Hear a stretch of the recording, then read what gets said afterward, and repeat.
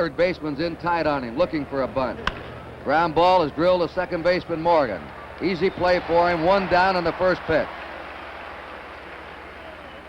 As you look around this infield tonight of the National League, you notice it's a very stumpy all-star infield.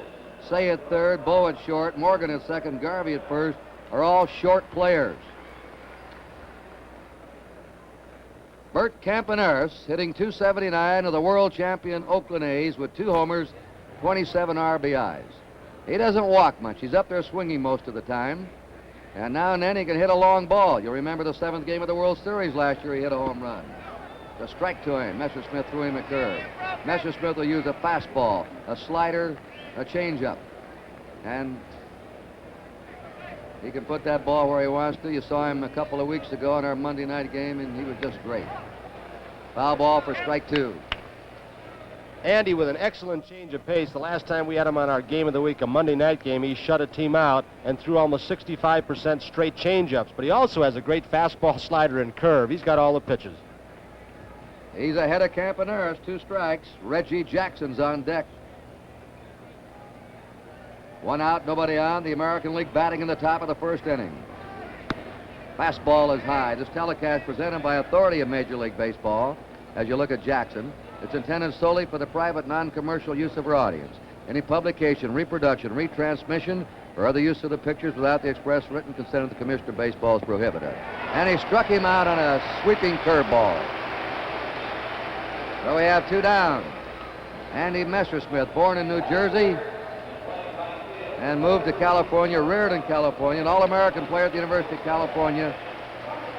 Here is Reggie Jackson, the player who received over 3 million votes from you fans. There's the trophy, and here's what Reggie thinks about the way you fans responded.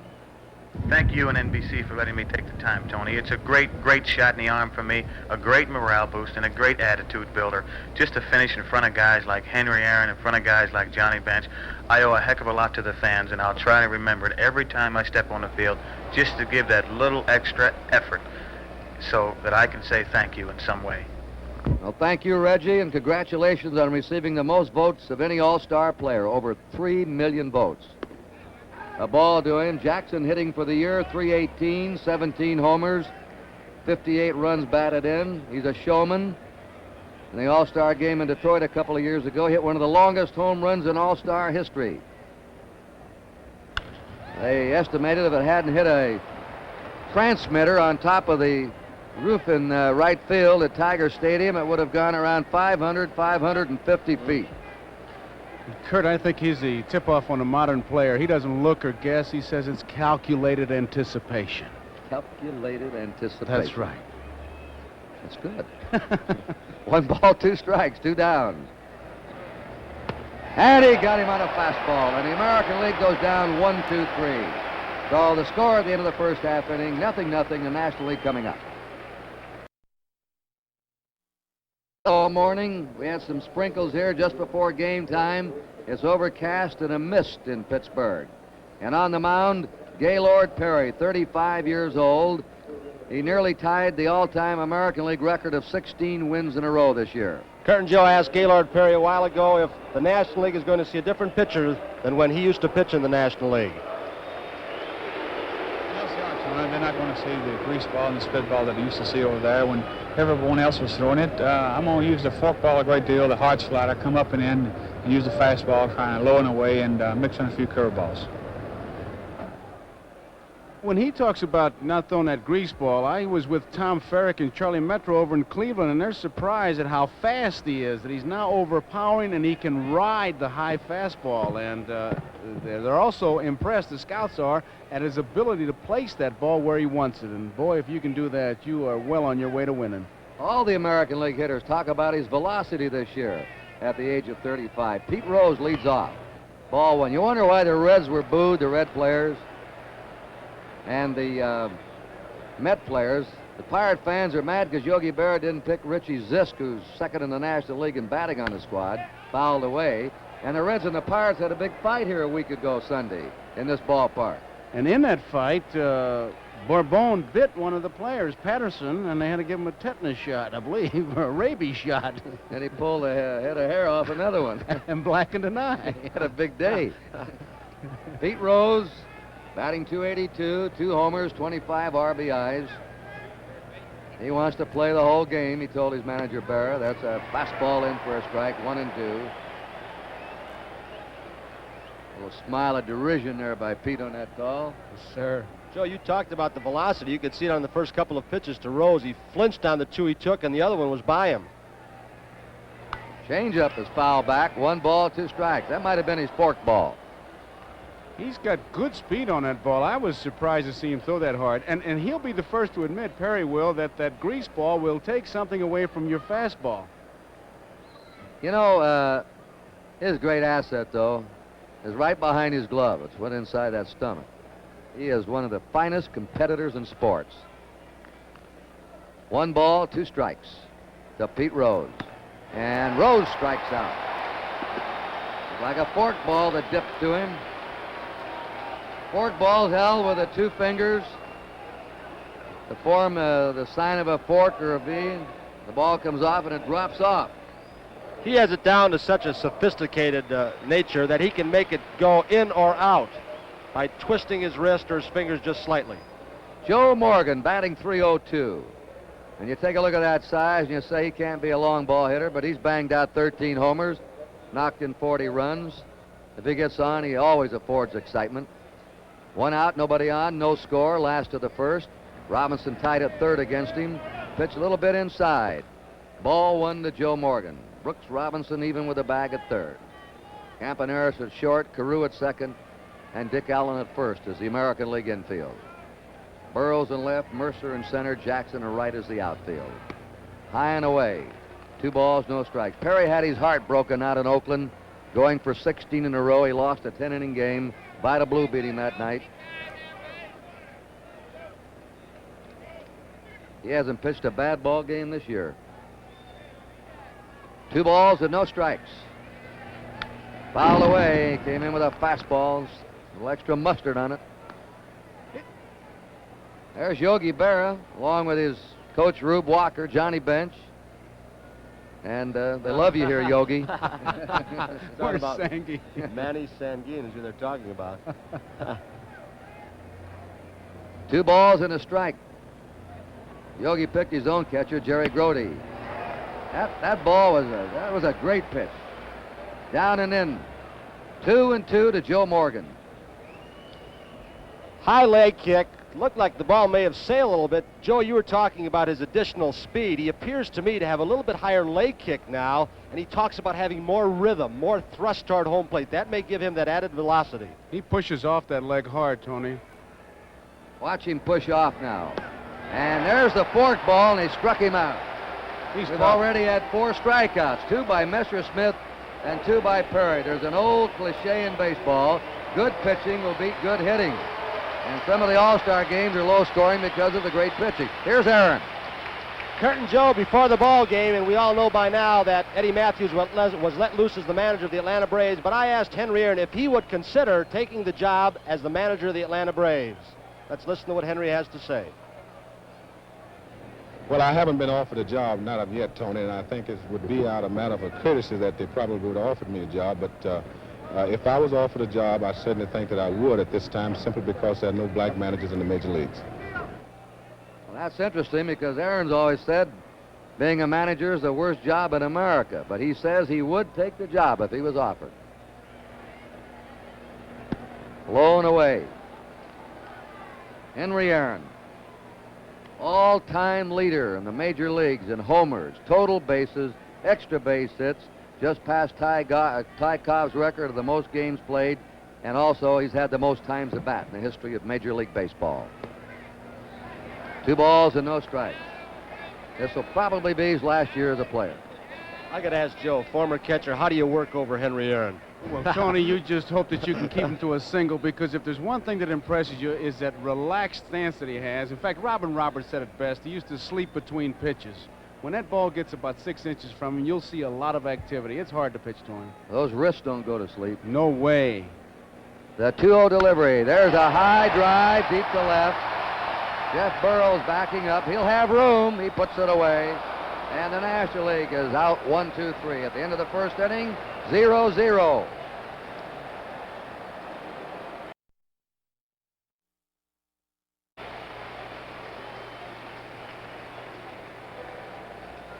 Dick Allen, who showed up here at 18 minutes to 8 with an 8:30 starting time, is in the starting lineup, voted by you fans. I guess Dick Williams glad to have his bat here, the heaviest bat in the majors. Ball one. What a year he's having.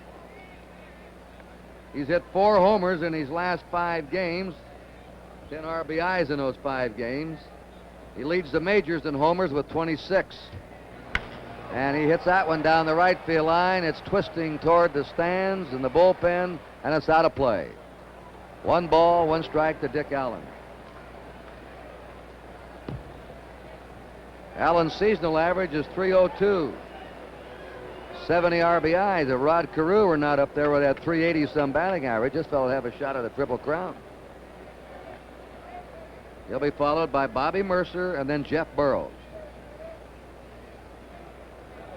We have 2 handheld cameras here tonight. First time in baseball history. Run by a micro relay system, and they'll be everywhere and take you places you've never been before in a major league ballpark. 1-1 to Dick Allen. Messersmith drops behind him, 2-1.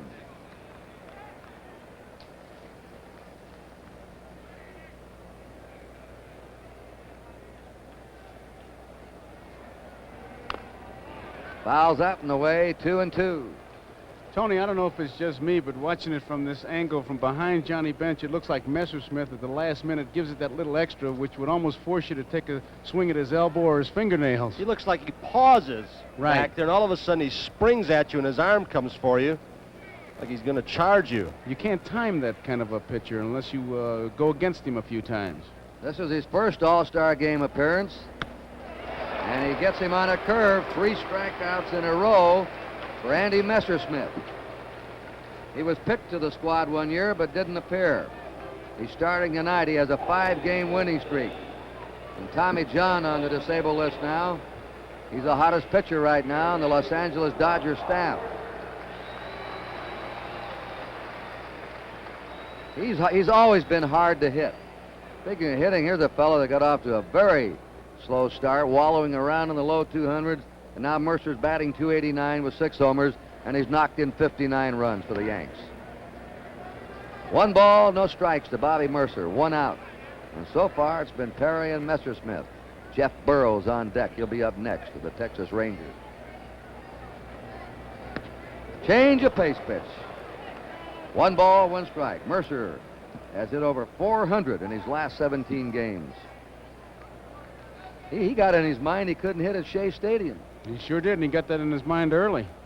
I think that myth has been dispelled now. 2 balls and a strike to Bobby Mercer out of Oklahoma. Kurt, I'll only say it once, but Johnny Bench, Dick Williams watching there, Johnny Bench never makes his pitcher look wild. 2 balls, 2 strikes. Why, Joe? Because he doesn't jump up and down. He just has the glove there. He fondles the ball when he catches it. I think he could catch an egg from second base and not crack it. He's got real soft hands and never jumping around. He just catches the ball like the glove is like a tweezer. They had Mercer reaching. He hits it to Garvey, covering his Messersmith. They team up for the out. First baseman, the pitcher. Messersmith covering the line correctly, running parallel to the line to go across the bag. Mercer way out in the front of the pitch.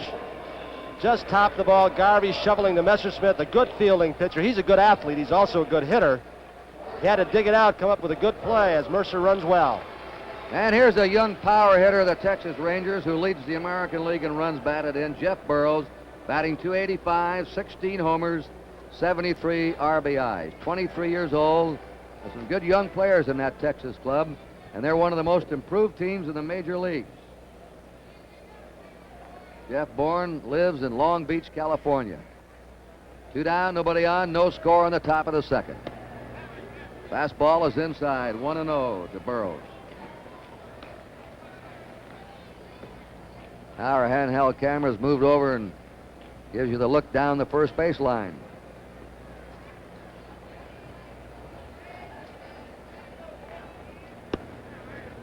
Outside for ball 2, 2-0 to Burrows. Might just add, Kurt, that on some of the signs, as we see it from the center field shot, Johnny Bench is not having trouble calling the pitches. It's his location, like he wanted the pitch outside to Burrows, but Messersmith took charge and wanted it inside. Messersmith's 2-0 pitch. Took a little off, change of pace. We said he's hard to hit. Anytime a pitcher allows less hits than innings pitched, he's got stuff. And throughout his major league career, he's allowed 7 hits for every 9 innings pitched. In talking to both National and American League hitters in this ball game tonight, they almost all agree that Mandy Messersmith has the best changeup in the major leagues. Now, Pete Rose said he's the toughest for him. In fact, of course, Rose has been trying to psych the Dodgers out. We'll talk about that later. He's telling them, watch out, we'll be right by in about a month, boys. They wear their big red machine T-shirts around the clubhouse. The 3-1 delivery is fouled back, and we go 3-2. First full count we've had. We pause briefly for station identification. This is the NBC Television Network. WNBC TV, New York. Here in Pittsburgh, Jeff Burrows with 2 down. Nobody on as a 3-2 count. And he's on. Here's our first base runner. That brings up the veteran Brooks Robinson.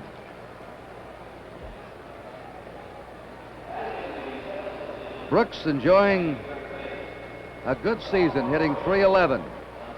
4 homers, 30 RBIs. Always seems to play his best in the All-Star competition or in a World Series. Foul back. Pie Trainer voted the greatest third baseman of all time. There's Buzz Capra throwing now in the National League bullpen of the Atlanta Braves. First warm-up action we've had. I imagine Robinson's going to be right up there with Pye or right behind him, the all-time list at third. He's made some plays that the NBC cameras have captured in World Series that he could run 50 years from now and couldn't believe them. It was like a clinic when they played Cincinnati, wasn't it? Oh, this is his 18th consecutive All-Star game. He has a drive out in the left field. Charging is Rose. He has it. No runs, no hits, no errors, 1 left. At the end of an inning and a half, it's 0-0.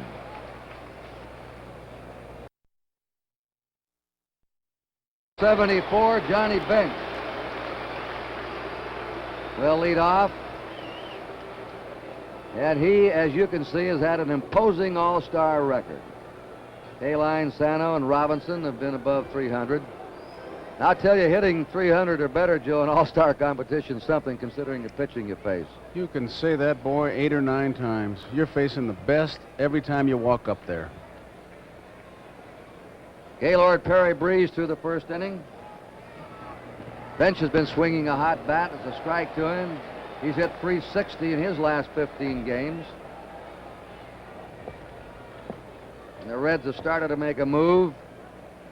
Johnny has 17 homers, 65 RBIs. At the age of 25, he won a Most Valuable Player award. He's off stride on that pitch at strike 2. That was a forkball, and Perry's feeding him that forkball plenty tonight. You ask him, what's the secret at your age? He says, just a good old farm boy from North Carolina. Playing good old country hardball. Right. Brother Jim is 37. This is the kid of the 2. Brother Jim's having a good year, too, with the Indians. Struck him out.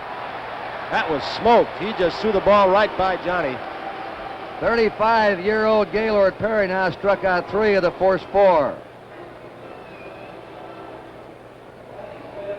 Kurt talked about Brooks last inning, the great defensive moments and thrills he's provided us. Here's Brooks getting ready on a pitch. He likes to creep in just a little bit, has tremendous range to his left. Coming in on the ball, nobody like him. Jim Wynn of the Dodgers is up. He leads the National League in homers with 21, hitting .290, 69 RBIs. He's playing with a floating chip in his right elbow. He's going to have an operation when the season's over. It's hampering him. And he can't throw in the outfield. It could be a factor here in the early innings. I talked to Jimmy Wynn before the ball game and asked him what he remembers about Gaylord Perry when he faced him in the National League. Well, I remember one thing, Gaylord likes to throw that greasy ball. And, of course, in the National League, it was a superstar. In the American League, he's a superstar. I'm just looking forward to facing that forkball that he has mastered a great deal. One strike to Jim Wynn. One out, nobody on, no score, last of the second. That ball will be in the seats in back of third. The American League's behind third base. That's Thurman Munson, the American League catcher, and the National League's behind first. Kurt, I don't know of a power hitter like Jimmy Wynn to the extent that when you're a big power hitter, you take those free swings, but he really knows the strike zone. He takes a big swing, but he's not a wild swinger. He's a hard swinger, and there is a big difference. If you study him, he gets a long swing. He builds up bat speed. Watch him how far he'll come back now and start his sweep. The toy cannon. You get him in that nicknames on your show before the game, the toy cannon? No, we didn't have room for that. We got Shotgun Shuba in there. But I like Pretzels Pizzullo. 1 ball, 2 strikes to Jim Wynn. He's second in the National League and walks to his buddy Joe Morgan.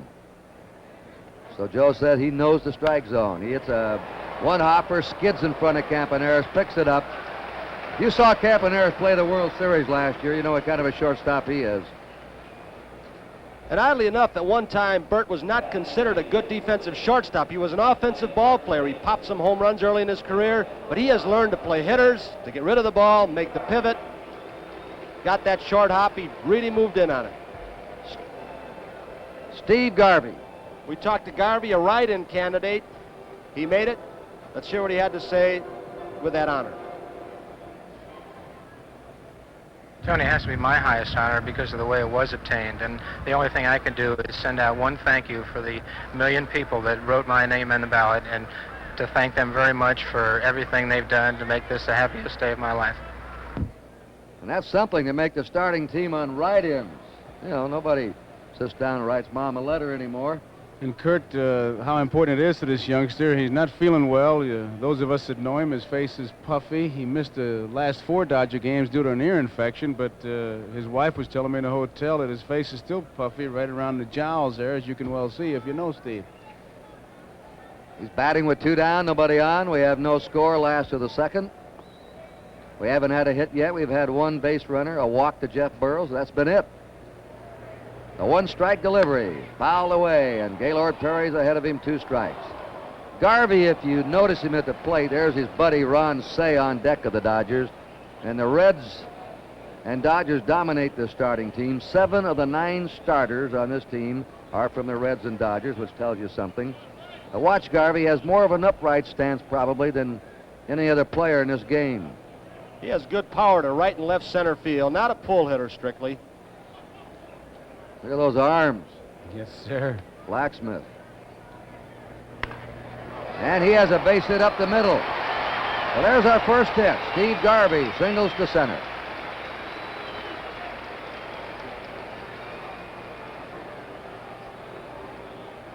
Ron Say, the Penguin, his teammates call him because of his size and his shuffling way of running. Hitting .275, 12 homers. 64 RBIs, mostly a pull hitter. He'll hit the left field a lot, dangerous with men on. Very stocky. I think that's a cute story that Joe told about not only his legs, but his short arms. Joe, maybe you can tell our fans. It's Boswell's story to the Mets, so get it in here, I hope. Nearly a wild pitch. Good stop by Thurman Munson. Said he slid into second base and he was out, and Boswell said if he'd have slid in like a human being and stretched his arms, he'd have made it, but he went in like a penguin and he went in with his elbows. He does have short arms. Yesterday when they were working out, he was behind the batting cage with Pete Rose, and Pete says, you know, we're going to pass you, Ron. Oh, he let him have it, didn't he? He says, we're going right by you. So I know you aged 5 years last year. You're a good ball player, though, Ron. Yeah. You got a good ball club. There's a drive in a deep left center. That ball's tagged. And it's up against the wall. Coming in to score is Garvey. Ron Say holds at second with a double, and the National League leads 1-0.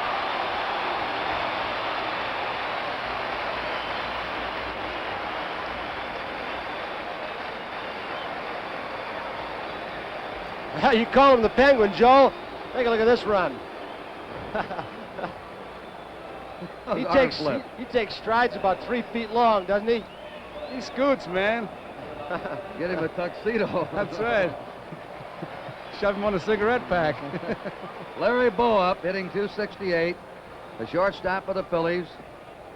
That's the first All-Star game for Garvey, Say, and Bowa. They're hitting in succession. There's a bounding ball to second baseman Carew. And that's all, but the National League has grabbed the lead. They had 1 run on 2 hits at the end of 2, 1-0 Nationals.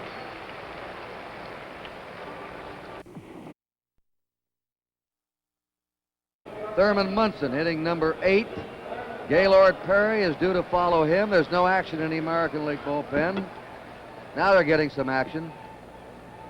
Louis Tion is getting up. They may hit for Perry. And then we'll go to the top of the order and pick up Rod Carew. Messersmith struck out 3, walked 1 in the first 2 innings. No hits. And he's in with a fastball for a strike to Munson, who replaced Carlton Fisk as the starting catcher. .247 average, you just see 9 homers, 28 RBIs. Fisk probably won't play the rest of the year. He's going to have a cast taken off tomorrow and start his exercise. He has a base hit to left. He may get 2 on this one. It's rolling to the wall. Munson heading for second, and he's in with a stand-up double to lead off for third. Joe, they always talk about catchers being slow, but not Thurman Munson. He can run. He can really run.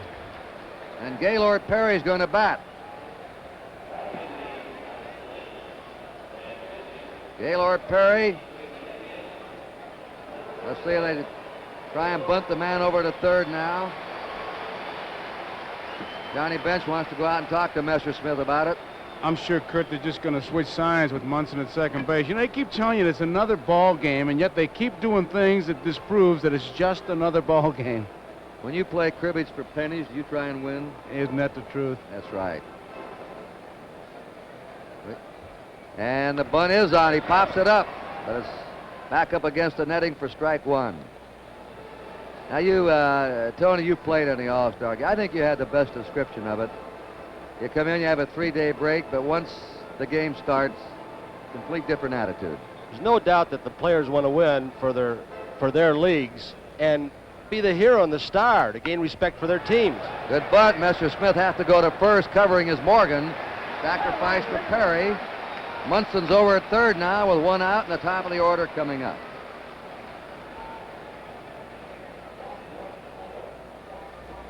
Spoke with Rod Carew just before the ball game, and we asked him this question: do you still think you have a chance to hit 400 this year? Well, Tony, you know, I think if I went into September hitting about 380 or so, I think I would have a pretty good shot at it because, you know, usually in August and September I hit much better than I do the first half of the season. So if I can keep swinging the bat the way I've been swinging, I think I could hit 400 if it's in reach. Rod Carew is an excellent bunter. Ball, when I one time in a bonefish skiff down in the Florida Keys, I said to Ted Williams, "Can anybody hit 400 again?" And he said, "Yes, somebody that can run, bunt, and slap the ball around and stay free of injuries," and this man describes it. Here is Ken Brett of the Pirates. He's going to come in and pitch in the 4th inning for the National League. Kenny Brett. Carew moves the ball around to all fields. He makes contact. A ball and 2 strikes to him. Kurt, he also said to me, as we look at Munson down in third, that if he were playing on more artificial surfaces, and they have 6 in the National League, 2 in the American, he thought he would have a much better chance, as he can see the difference in his average in Kansas City and Chicago. In other words, those ground balls go through for him, and he goes after that low breaking pitch. There is Campaneris on deck. Bobby Mercer in back of him. Talking about a change of pace. They're all bearing down and watching Messersmith. Now Carew's on. Second walk by Messersmith. Runners on first and third. 1 out. Campaneris up. Campaneris struck out his first time.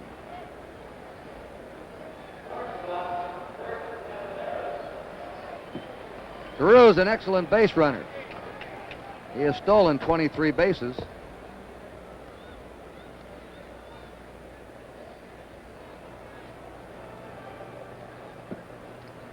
The American League threatening. They're behind 1-0.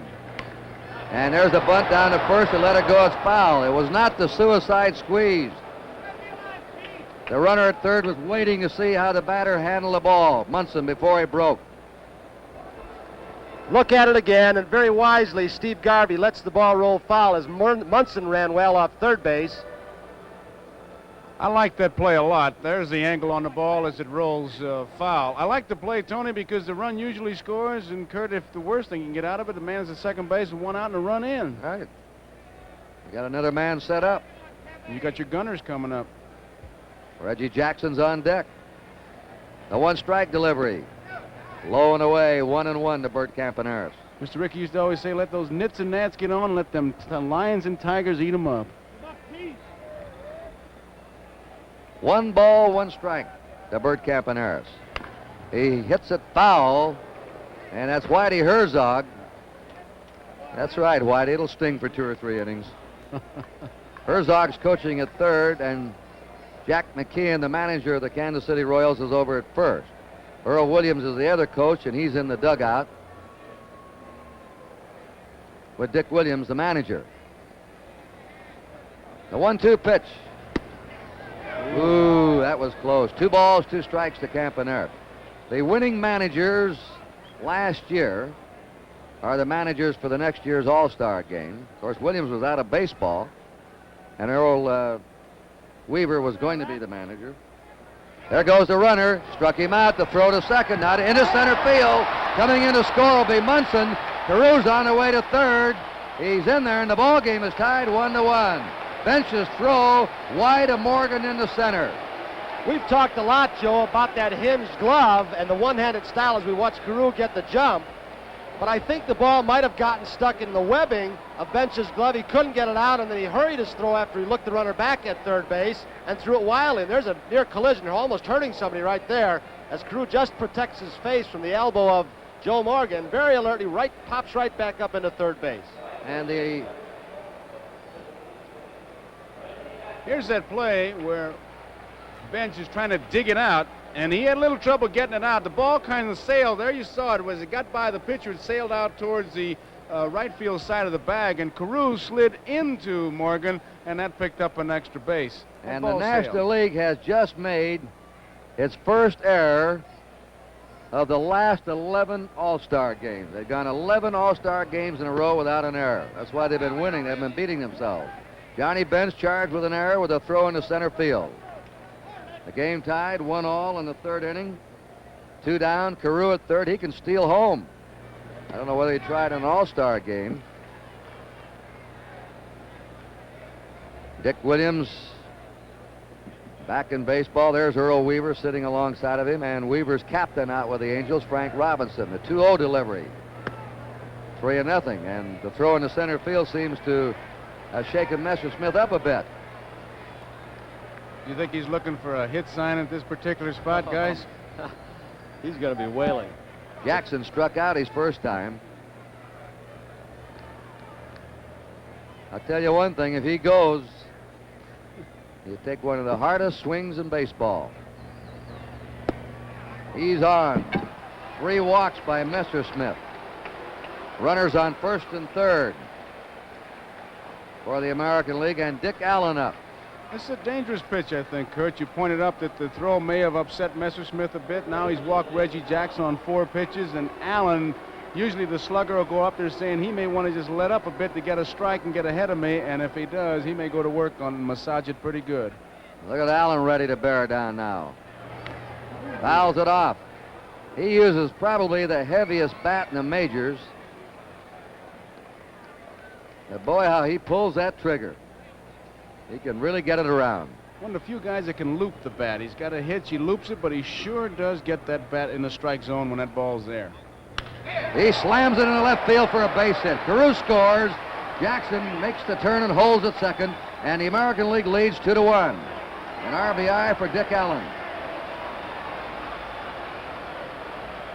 That's the one thing's got to impress you about all-star competition. When you can get two hitters like Jackson and Allen back-to-back in the same lineup, they can just devastate you. And they'll scare you, and I think they frightened Messersmith just a shade right then. Bobby Mercer grounded out his first time. Let's face it, one of the reasons for the success of the All-Star game in baseball, which has been the most successful of all professional sports All-Star Classics, it's really not a team game. It's individual performers. Nobody can help you at bat. A strike, nobody help you pick up that ground ball or chase that fly, and each man extremely skilled in doing the individual things that are so important in baseball. So you don't have to play together as a unit that's been together for weeks. 1-1. It's still that simple game Willie Mays talks about. When they throw it, I hit it, and when they hit it, I catch it. Runners on first and second. 2 down. The American League has scored twice in the third. They're out in front 2-1. There's a shot. Oh, a good stab by Garvey's up. Throws to Messersmith. Sides out. He trapped that ball on the artificial surface and had to make the play. 2 runs, 2 hits, 1 error, 2 left. At the end of 2.5, 2-1 American League. Major leaguer to hit 400. He did it in 41 before his 23rd birthday, which he celebrated early that year in the All-Star game. This has been called by many as the most dramatic moment in the history of the All-Star game. The American League trailed 5-4 in Detroit, bottom of the 9th, 2 out, 2 on, Williams at bat. Claude Passot, the Cubs on the mound. Williams, an effervescent young kid, always has great enthusiasm. But look at Tony, that was his greatest thrill in baseball. He really showed it, too. We got a man up now, Ralph Garr, who is going to be a pinch hitter for the National League, and a couple of defensive changes for the American League squad. Yastrzemski, there's Grich at second, and Yastrzemski goes to first base. Allen is out, Carew is out. Ralph Garr leading the National League in batting. A strike. The Road Runner, he had to get the permission of, I think, a movie company to use that nickname, the Road Runner, from the cartoon, the Road Runner. And he can run roads and bases. 1 strike to Ralph Garr. That's the fork ball by Gaylord Perry, 0-2. Garr leads the majors in base hits and in triples. And if I ask you a little personal quiz, the 2-strike delivery, foul back, who leads the major leagues in total bases? You might say, oh, it must be one of the big power boys, Dick Allen, Reggie Jackson. No, sir, it's this fellow right here. Ralph Garr has 201 total bases to lead the major leagues at the All-Star break.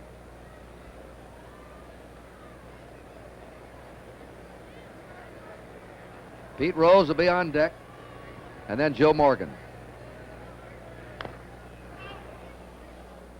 We talked to Ralph Garr before the game. You mentioned he has 149 hits. We asked him what he foresees the second half of this season or after the All-Star game the last 2 months.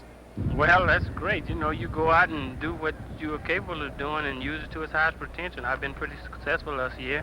I've been topping the ball. I've been bunting. I've been hitting the ball hard every now and then.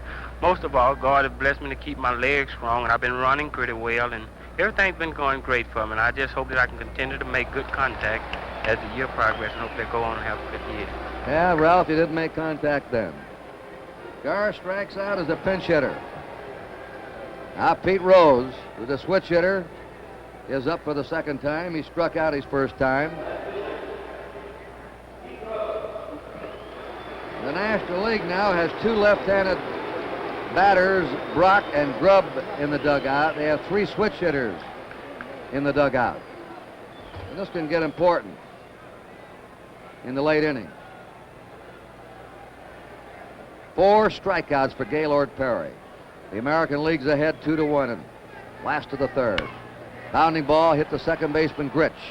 Over to the new first baseman Yastrzemski, who's been plagued with a bad back but felt all right to get in the lineup tonight. 2 down. Joe Morgan struck out. Here's a fella having a tremendous year, Bobby Grich of the Orioles.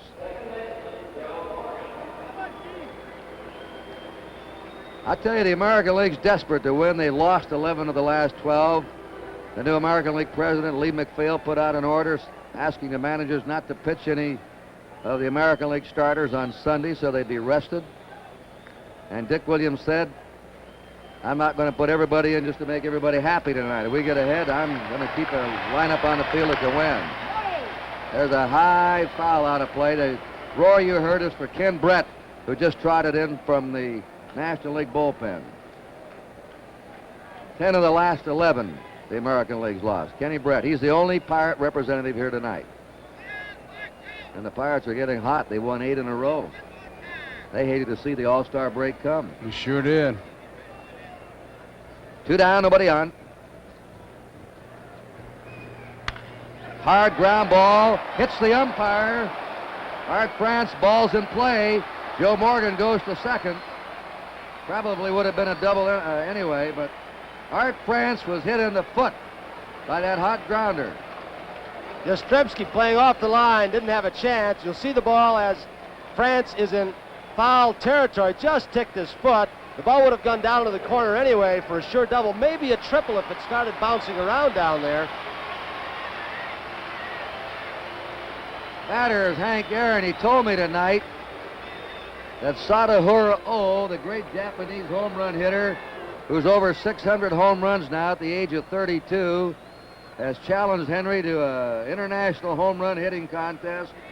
$50,000 to the winner, and Henry's going to take him up and go to Tokyo after the season is over. And go against Sadahura Oh. Oh has a chance to, before he's through maybe, to pass them all in home runs if you want to count the Japanese Major League competition. Well, we've talked to the Dodgers, Walter also. They all say he's a great hitter, the Japanese fellow, Oh. But he and Aaron will go at it in October in Tokyo. Just wonder who the pitcher's going to be. That's going to be fairly important. Each is going to choose his own pitcher and have his own pitcher, Hank told me. 2 down, Joe Morgan at second. 2-1, American League. Now Munson and Perry getting together. Morgan was looking in. Well, Munson has been using a very simple set of signs. It's been the first flash that he gives, and the tip-off was that Perry was going into his delivery before Munson completed giving his signs, and with the man on at second base, Morgan was doing a good job of decoying and stealing signs. You got to feel like the ballpark is a booby trap when you play, that they're stealing signs from everywhere. Aaron sent Burroughs to the warning track. His first time up with a long fly to left.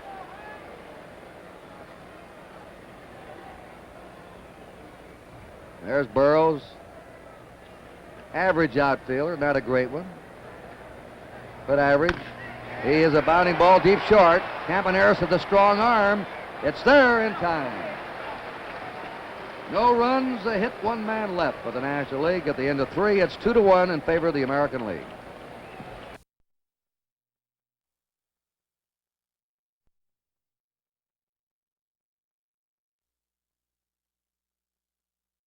Came up with the Red Sox, went to Milwaukee, then the Phillies. The Phillies traded him over the winter to Pittsburgh for Dave Cash, a trade that has proven out for both teams. Cash has helped the Phillies, and Brett certainly has been a mainstay for Pittsburgh. Jeff Burroughs walked his first time. Brett had a sore arm the last year or two. He's typical of a lot of young left-handers who sort of develop late. He's not real late, but coming into his own now. 2 balls and no strikes. Yogi told me that he would have made him a hitter, Kurt. He's that good a hitter. He's had a better than 300 batting average all year. Excuse me. That pitch tailed off a little bit from Burroughs. Look at the room from our handheld camera between the right fielder Wynn and that foul line. He hits the ball down in that area, it's going to go forever. A curveball is low, and the count is 3-1. Tony, this is apropos of nothing, but I think the National League with their white shoes is dressed better. Well, we got to take a look at those A's players more. And they're the only ones. Cincinnati, they usually wear red or black, but they've got white shoes on. They're happy as kids, with Morgan especially out there. But I don't know, it brightens it up. I like all those colors. I remember when the A's first broke out with the color uniforms and the gold shoes, the laughed at him about being a women's softball team. Right. Burroughs has walked twice. Brooks Robinson lined to left in his first trip. 2 runs, 2 hits for the American League. 1 run, 3 hits for the National League. There's a high pop. Morgan calling for it, the National League second baseman. And little Joe squeezes it for the out. Burroughs stays at first. And the National League has 1 error, their first error since the 9th inning, the second game of the 1962 All-Star game. The error committed by Eddie Matthews, actually 2 errors on 1 play. That's quite a record, going 11 years without an error, with full houses and millions watching on television. Thurman Munson is double. If you're keeping score along with us, Cedeno is going to bat third in the National League lineup, and Ken Brett in the leadoff spot. A strike to Munson, who scored the first run for the National League. He doubled 11, went to second on a sacrifice, scored on a throwing error by Bench in the center field. A 1-strike delivery, and he pops it up in the shallow right. Coming hard's Wynn. Going back's Morgan, wagging for it. Takes it, out number 2. And Morgan can do everything. Boy, he can. He just is a good ball player. Hey, look at here. Al Kaline. Al Kaline coming up. The classy veteran of the Detroit Tigers, who is on his way, and he's after it. He needs 58 more hits to reach the magic 3,000 level. If he doesn't get them this year, he said he's going to stay on and play next year. He wants the 3,000 hits. Fouls it back. The last man, for the last 2 men, you have to go back nearly 50 years in the American League for the last man to reach 3,000 hits. Chris Speaker and Eddie Collins in the 1925 season. And the most recent player, the late Roberto Clemente, who reached the 3,000 mark level. Only 11 players in the history of the major leagues have reached 3,000 hits. 1-1. There's Burroughs at first, 2 down, 2-1 American League in the 4th inning. Kaline pops it up. Johnny Bench flipping the mask away. And that's all. Brett, after walking Burroughs, gets 3 pop-ups in a row. At the end of 3.5, it's 2-1 American League. In 1970, the challenge was in Mexico, the Baja 1000. 1971, the brutal East African Safari. 1972, Greece and the Rally of the Acropolis. We challenged them all on passenger car tires, Sears steel-belted radios. And on tough roads like these, we prove them for traction, strength, and mileage. From their radial design to their 2 steel belts, the Sears steel-belted radial, only at Sears. Last year, Joey Chitwood's cars started riding on a new kind of shock absorber. Over 4,000 total jumps. Over 32,000 road miles on the Sears Steady Rider. The shock that adjusts to heat when most others can't. The result? Not one Steady Rider failure or wear out. It's Sears' best heavy-duty shock. The Steady Rider. Only at Sears. You know, they call Pete Rose Charlie Hustle, but the original was a guy I first played with during my rookie year with the Cardinals, and I'm talking about Enos Country Slaughter. In the 1953 All-Star game, which was won by the National League 5-1, at Crosby Field in Cincinnati, was a good example. Well, Eno was 37 then, but he was a one-man wrecking crew. Harvey Keene found that out when he was robbed of a sure hit by this spectacular catch. With Mike Garcia pitching to Jackie Robinson, Eno stole second base. Yogi Berra was the catcher. Satchel Paige in his windmill style was perfect for Slaughter. He singled off the oldest man ever to play in an All-Star game. And Roy Campanella scored on a base hit. It was a one-man performance in the 1953 All-Star game by Eno Slaughter, the original Charlie Hustle, who could do it all, and he did it every single day. Now here's a man that almost falls apart in everything but the win column. Louis Tiant. 14 wins for the Red Sox veteran. 7 losses, 2.78 earned run average. He got off to a slow start, and he's a new papa.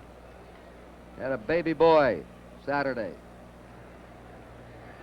We have Joe Rudy in left field. He has replaced Jeff Burrows. Rudy now the left fielder. And he'll be batting 6th, and Tiant will be batting 9th. There's it's not the blooper, it's not the ephus, it's just the Tiant wiggle. He is fun to watch. He turned his back completely to the hitter, Johnny Bench, looked out to his center fielder, said, I'm throwing him a changeup, and he did. The 1-1 delivery by Tiant. That's his fastball, and listen, he has something on it when he wants to deliver. He has, his favorite saying is, what you need. What you need. An obliging guy, great sense of humor, a fun man to have around a ball club. The 1-2 pitch. Look at that head jerk. Hey. Okay, let's take a look at Louis Tiant again. He doesn't ever look at the hitter, doesn't seem like. Down on his toe, up at the sky, out to center field, and he comes from all directions with 4 or 5 different pitches.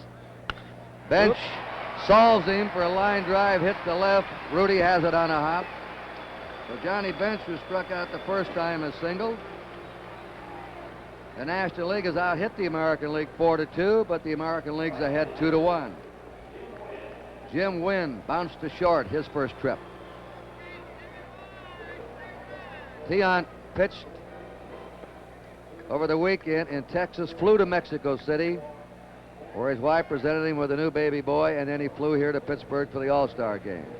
So he's put in some miles. And that one is into center field for a base hit. Bench is coming to third. Runners on first and third. Nobody out. Jimmy Wynn single.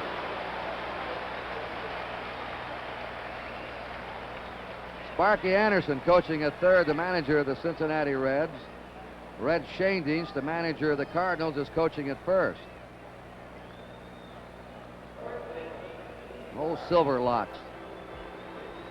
There's the redhead. You got the white and the red on the coaching boxes tonight. And Tiant has been tagged for 2 singles by the first 2 men he's faced. Steve Garvey singled his first time up. And he drills it into left field. Base hit, going to the corner. Bench is scoring. Wynn is rounding third. He's being held up. Garvey has a double. The game is tied. And Tiant has been no mystery to the National League. Garvey is 2 for 2, and Weaver's calling the bullpen. Our mobile camera's right down there in the American League dugout now, and he's giving you a look. You've never seen this look before in a televised ball game, the look out on the field from the manager's viewpoint. And this is a different look than any other park because the Pittsburgh dugouts are even with the playing field. Most of them are below the playing field. And now there's the camera right in back of Dick Williams. You always wonder what it looks to look out from a Major League dugout. You're seeing it tonight. A rare look for you fans across America. Ron Say, who doubled and knocked in a run his first time, looks at ball 1. And Dick Williams is anxious. That American League bullpen looked like a firehouse for just a couple minutes. There were players scurrying all over the place. Wilbur Wood and Catfish Hunter are now throwing. National League is a run in. They have runners on second and third, nobody out. They tied it at 2-all. Curve is outside. 2 balls and no strikes. And now Williams is coming out to talk to Tiant. Tiant is pitching himself into deep trouble here in the last of the 4th. This is Williams' 3rd time as a manager in an All-Star game. He's had a brilliant record in just 6 years of managing. He's won 3 pennants, 1 at Boston, 2 at Oakland, and 2 World Championships.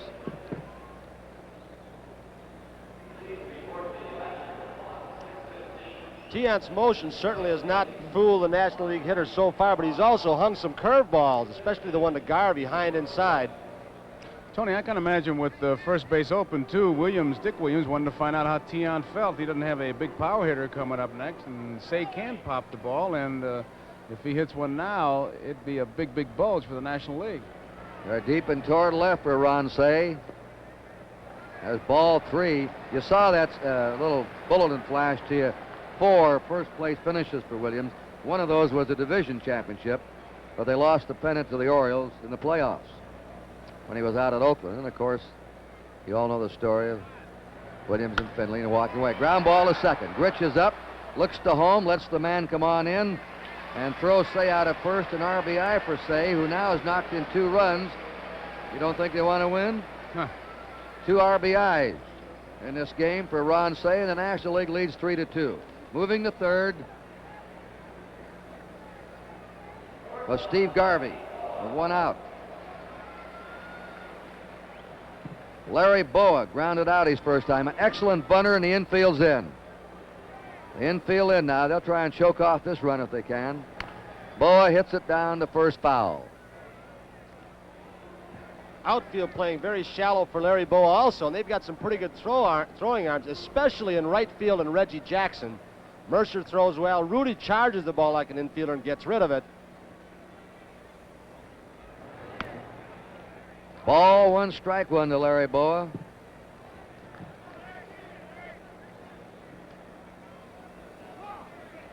American infield drawn in tight.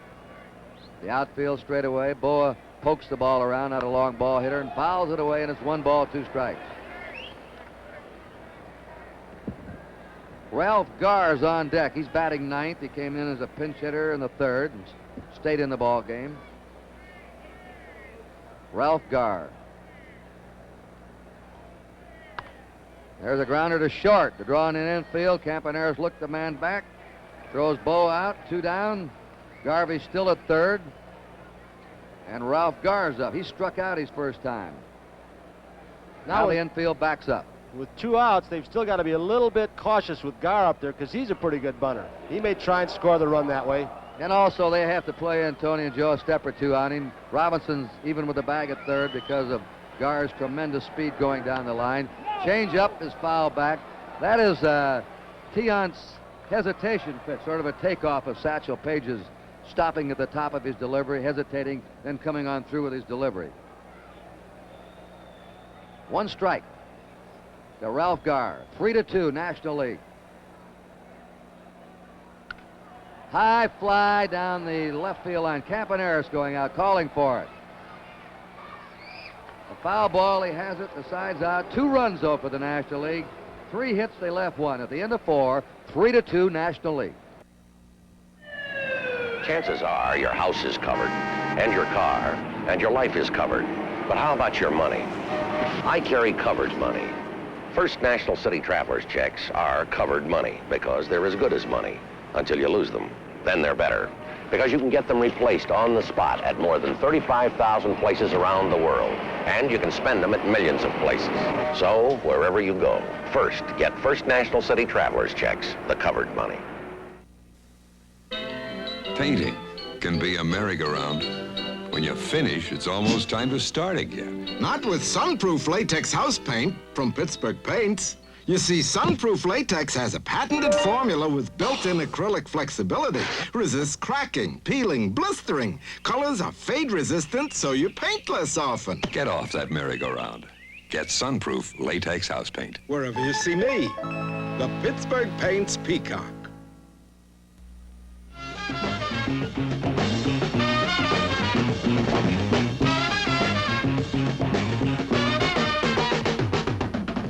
Exciting and entertaining Major League Baseball films are available for group showings at your organization or club function. For a free brochure of baseball film listings, send a postcard to Baseball Film Division, 1650 Broadway, New York, New York, and the zip is 10019.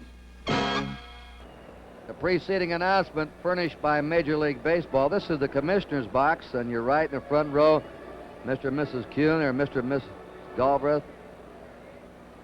Don't know the other gentleman. It's Bill Salatis, the president of Gillette North America, and Julian Goodman, chairman of NBC, chairman of the board. Back on the right, Herb Schlosser, president of NBC, Bob Howard, the president of the television network. I saw Joe Cronin there. who just retired as president of the American League in the second row. Hall of Famer Joe Cronin. In that second row, Carl Lindemann, vice president of sports of NBC. There's a drive into right field by Bob Gritch to lead off the fifth. He's on. Gritch has hit 15 homers this year. He's one of those players pros that grows on you. You have to watch him every day to really appreciate him. Bert Campaneris has struck out twice. 6 hits now for the National League, 3 hits for the American League. I love that Gritch's name. It looks like one of those abbreviated things just to be in a box score. Campaneris trying to bunt again down the first base line. Strike 1 to him. His wife's quite a painter, you know. He does the artistry with a bat, with the feet and the glove, and she does it with the oil brush. Ken Brett has just allowed his first hit. He's in relief of Messersmith. Inside a ball, 1-1. You hear that chatter in the infield.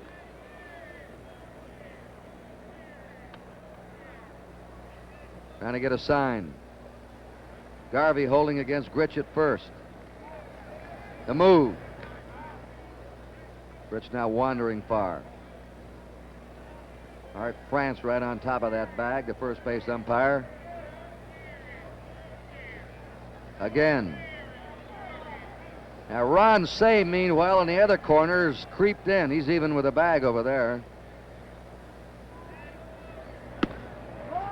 A 2-1 count to Campaneris. We're getting ready here for a play now. I was going to say, usually when a fella tries to bunt and start something, if he ever got that count to 2-1, I'd say 9 out of 10 times he's going to go. Well, let's watch Bobby Gritch. He is going. Foul away. They had the hit and run on. Good call, Joe. It seems to me that 2-1 is the, I don't know if you find that way as an infielder, Tony, the manager's delight, 2 balls and 1 strike. You know that pitcher or catcher don't want to go to 3-1, and you got the infield in. Even if you just fake a bunt or foul it off as Campaneris did the first pitch, everybody moved in. And then Dick Williams pulled the switch.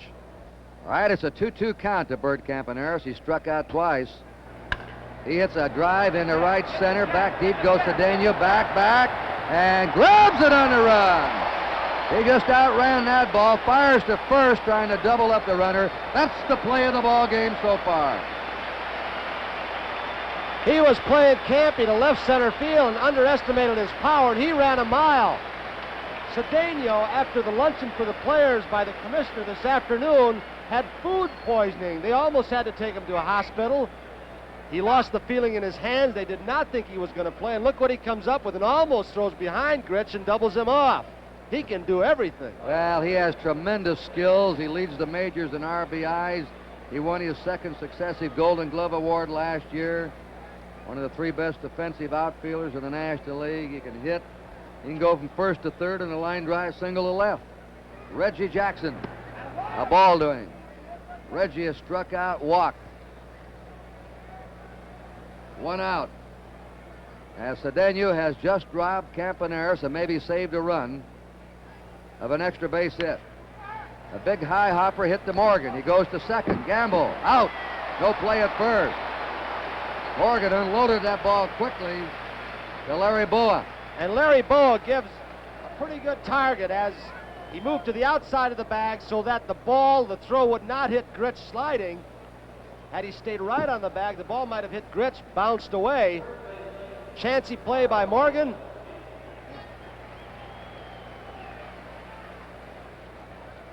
Good defense so far in this game by the National League. Garvey, Cedeno, now Morgan getting the lead runner. Carl Yastrzemski up for the first time. A strike on the corner to him. He's hitting .331. He is second now in the American League in batting to Rod Carew. Carl has 11 homers, 54 runs batted in. Perennial All-Star for the Red Sox. And this is the Allegheny Club. This is one of these private clubs we have in all the new stadiums in baseball. Look at them, isn't that? That's a tough way to watch a ball game, huh? I'll tell you, the good old days are right now. A little more dessert, sir? Oh, yes, please. Jackson's at first. 1 ball, 2 strikes. Reggie, a big man, though, is an excellent base runner. He's stolen 10 times in 14 attempts this year. American League trailing by 1 run. He reaches and pokes it down the left field line. Gar racing. No one can get to it. It's in the seats. 1 ball, 2 strike count to Carl Yastrzemski. Amazing thing about the man right there, Reggie Jackson, and he reminds me so much like Mickey Mantle. He can dominate a game in so many different departments. Jackson told me before the ball game, he said, watch, I'm going to be the star of this game. He believes every game he's going to go into that he's going to be the dominant force. That's what kind of confidence he has.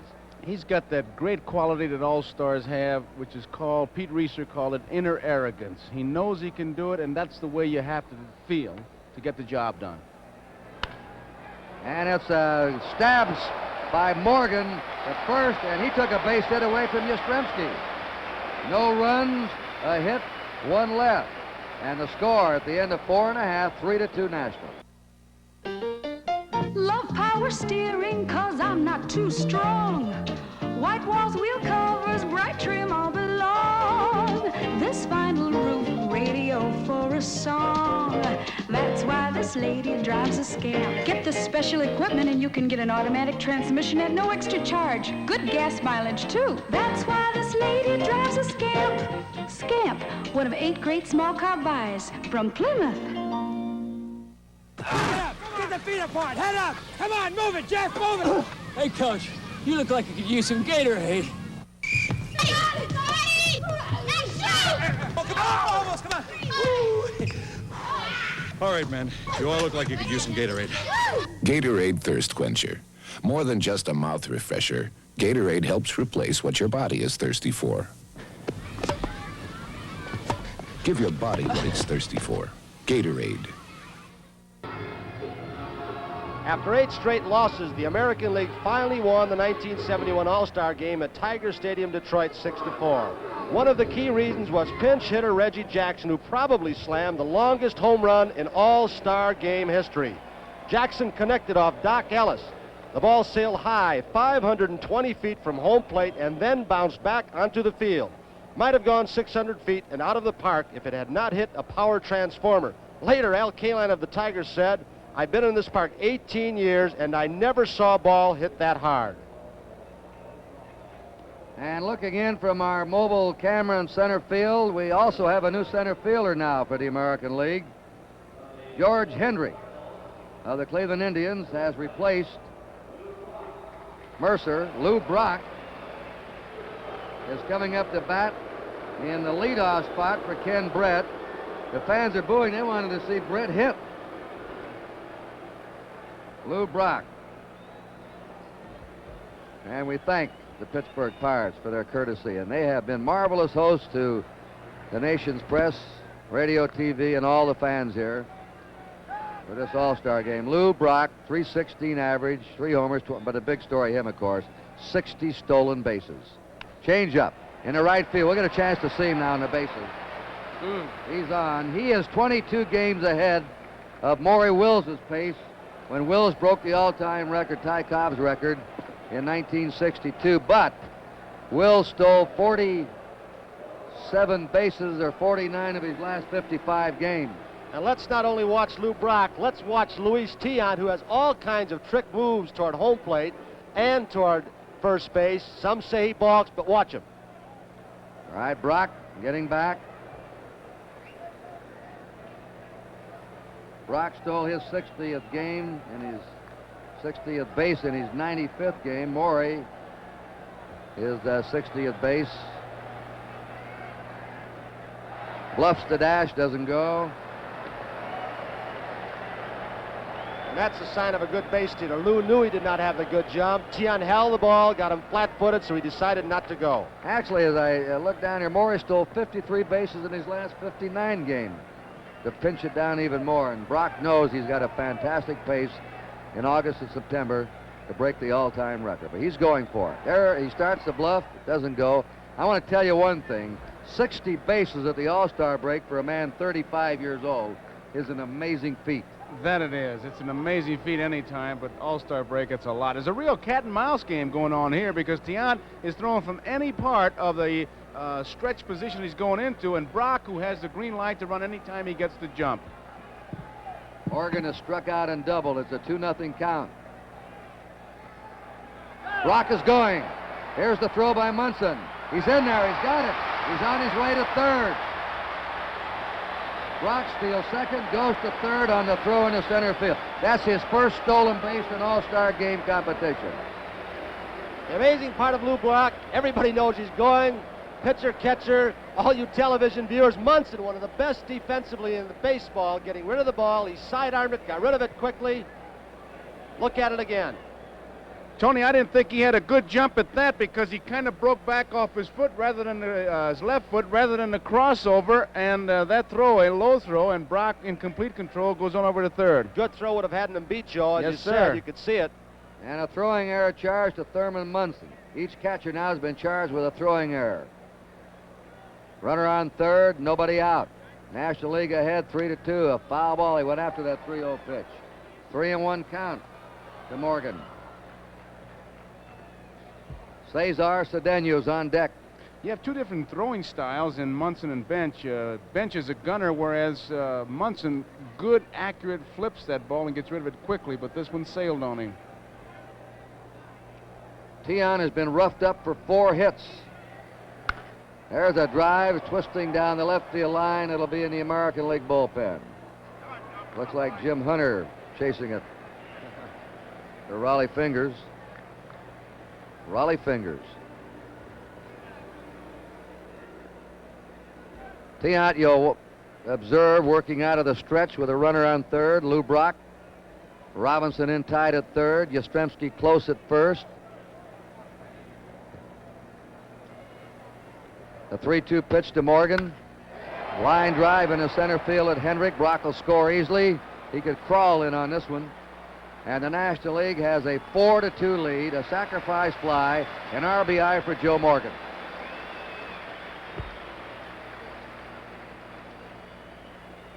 Here's Cedeno. We said he could do it all. Watch his catch again off the bat of Bert Campaneris. Then we'll tell you about his batting and his base running skills. Here he is now, just inserted in the game in center field, robbing Campaneris of at least a double. And maybe a triple the way Campaneris can run. He just outran that ball with his speed. Cedeno leads the majors in RBIs with 75, 19 homers, a .299 batting average, and he's stolen 36 bases. What credentials? And still in his young 20s. 3 All-Star games, the age of 23. He has those same credentials as Reggie Jackson has, can do it all. He hits a high fly out to left center. George Hendrick loses his cap, but not the ball. There's 2 down.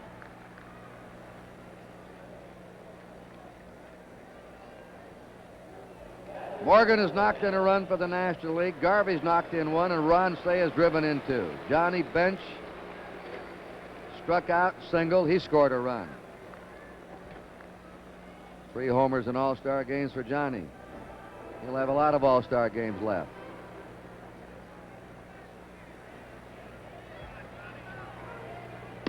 Back in the All-Star game in Washington, Bench hit a line drive. Yastrzemski vaulted above the left field fence and robbed him of a home run. A 1-strike pitch. 1 ball, 1 strike to Bench.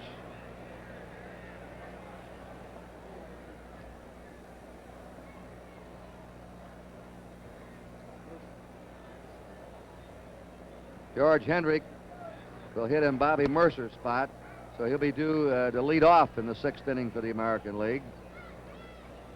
Rudy will follow, and then Brooks Robinson.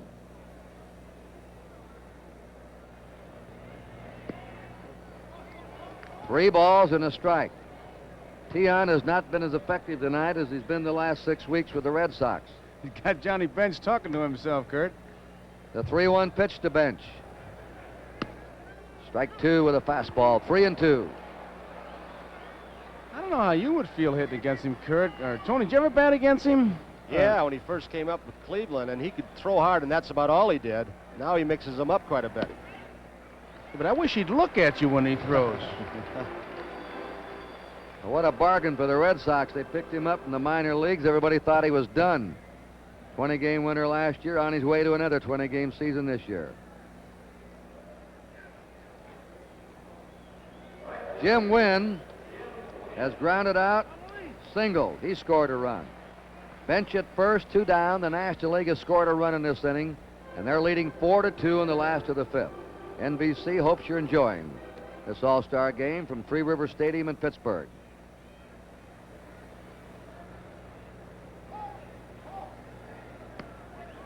Yeah.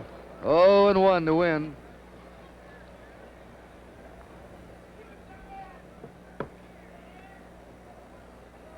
Got Catfish Hunter and Wilbur Wood now throwing once again, Kurt and Joe, down to that American League bullpen. I think Matlack will come in for the National League. He was warming up down there a while ago.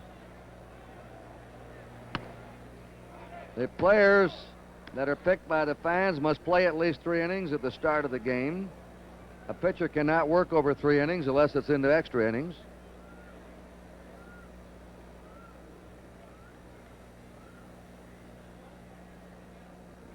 Got the Fu Manchu, the sideburns, the works. 1-1 pitch to win. Slow one. Floating in. 1 ball, 2 strikes to Jim Wynn. There he is, a little way that he tries to deceive that runner and also the hitter a little bit as he comes down, and that's been contested by some saying it's a balk, and the umpire say no, it's part of his natural motion. He does it all the time. He's pitching 1 ball, 2 strikes to Jim Wynn. Now the move to first. He nearly got him. He went awfully far. Johnny had about a 1.5 lead. He hypnotizes you the way he moves that glove. You know, he can trick you into it. He can throw from anywhere when he comes set. Look at him. Now to the plate. Foul ball back. This is his 2nd All-Star game. He was a starting pitcher in the '68 game at Houston. He was charged with a loss, a 1-0 loss, and his own throwing error to first base led to the run. Willie Mays in that game scoring the unearned run that won the game for the National League. Change up, hit deep to right. Jackson backing up. He's an excellent outfielder. That's all, but the National League picked up a run, a hit. There was 1 error, 1 left. At the end of 5, 4-2 National League. Dick Tracy, Wethead. Dick Tracy, the dry look. Clark Kent, Wethead. Clark Kent, the dry look. Shazam, Wethead. Shazam, the dry look. The dry look makes a good guy look even better. And only Gillette has the adjustable valve to spray as light and dry as you like. So come on, hero, get rid of that wet look. Get the dry look. The dry look aerosol hair control from Gillette. Molly, I'm home! Molly! Caleb! Caleb! Molly! Caleb! Ugh! Long time no see. Turn your face into a kisser. Gillette Foamy can do it, mister. Why shake her hand when you can kiss her? Welcome home, Caleb. Foamy shaking turns your face into a kisser. We pause now for station identification. Roy Clark, Rich Little, and Loretta Swit on the Mac Davis Show, Thursday night.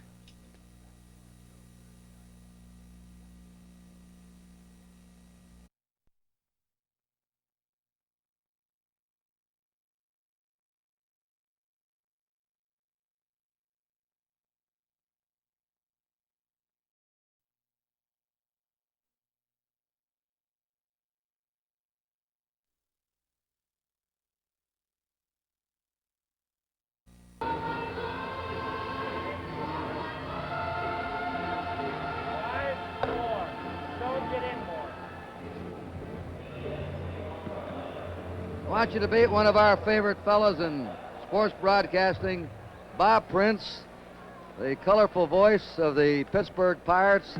And we wanted you to come in and say hello to the nation fans tonight, Bob. Well, thank you, Kurt, and everybody. It's really nice to be here, and it's awfully good to see the National League, if I may root just a moment on national television for our National League club to be ahead 4-2. But there's one thing missing here, Kurt.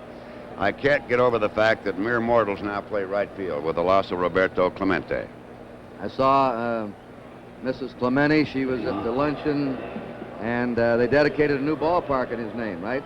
Yes, they did down in Miami. And, of course, this young man will go on to be one of the great superstars as time erases the memory of him to one degree. But the game is on now, and you have a new pitcher, John Matlack of the New York Mets, working. All right, thank you, Bob Prince, for being on with us. George Hendrick facing John Matlack. Matlack has won 9, lost 6. Earned run average of 2.55. His first All-Star game.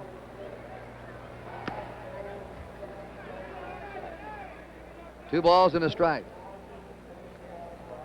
Reggie Smith now has moved to right field. He's replaced Jim Wynn. Smith will be leading off in the batting order for the National League. Hendrick fouls it back. Hendrick has arrived now as an established Major League ball player. Some of the Oakland A's were moaning, Joe, in the clubhouse, that they wish the A's had been more patient and kept him. He's got as quick a bat, and when they talk about tools, this fella's got them all. Run, throw, everything. There it is. He hits it into center field. He's a 300 hitter with the Indians and has smacked 16 homers. So George Hendrick leads off in the 6th inning. He didn't hit that ball good either, Kurt. It just shows you how strong he is, what you were talking about. He may have even broken his bat. Joe Rudy. We've talked about this in the Saturday game of the week, NBC's Monday Night Baseball. Not out in the Bay Area, but maybe the most unappreciated Major League ball player today, Joe Rudy. I'll go along with that. Never says a word. All he does is just do the job, make the big plays, get the big hits, play outstandingly in the World Series. He's up for his first time. Ball went to him. He's knocked in 62 runs and hitting .303, and he's had 26 doubles to lead the National League, or the American League.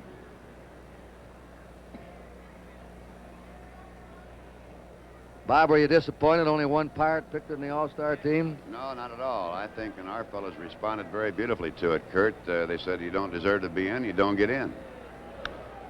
Well, I want to ask you one last question. You won 8 in a row. You've been wallowing around, down around the bottom. Suddenly your bats are starting to zing. You're getting some pitching. Who's going to win that National League Eastern Division? Well, I think, seriously, it's up for grabs. As they've written, all 6 ball clubs in the National League East can do it. Right now, Matlack was pitching last year at this particular time and trailing by 6.5 games. They came on to win it. I think anybody can win it. Naturally, if I might be partisan for one moment, I would hope the Pirates do. Okay, thank you very much, Bob. Thank you, Kurt. Joe Rudy. A ball and 2 strikes. We're now in the National League bullpen with our creepy camera, and warming up out there is Lynn McLaughlin of the St. Louis Cardinals.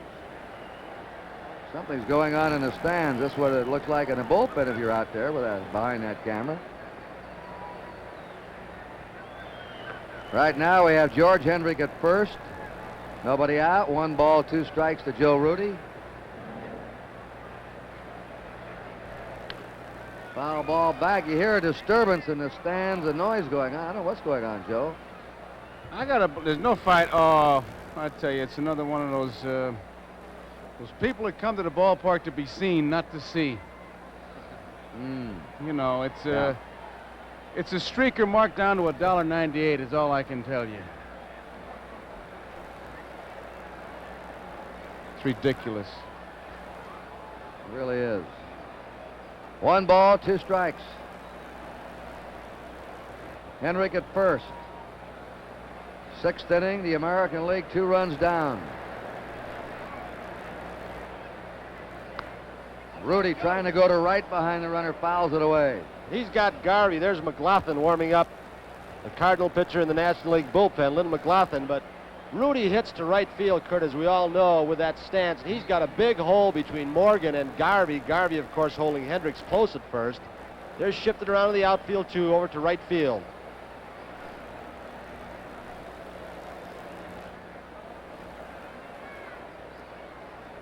One ball, 2 strikes to Rudy. Here's a high fly ball to deep right. Reggie Smith on the warning track. for the first out in the top of the 6th inning. Saturday, NBC at 2 o'clock Eastern Time will present the St. Louis Cardinals against the Cubs at Wrigley Field, the backup game Detroit at Cleveland. On NBC Sports, #1 in live coverage of major sports events all year round.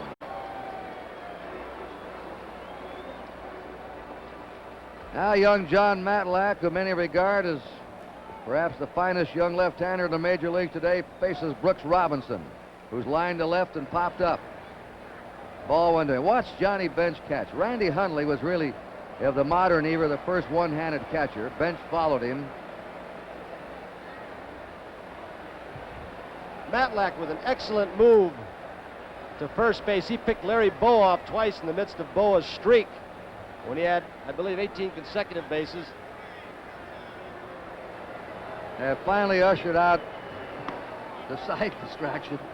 Well, Kurt, she's out in the ballpark, but remember a couple years ago that exotic dancer who was putting on an exhibition? It's just about the same thing, walking through the stands, and I mean through the aisles, just disrupting everything. I tell you the truth, that's ridiculous.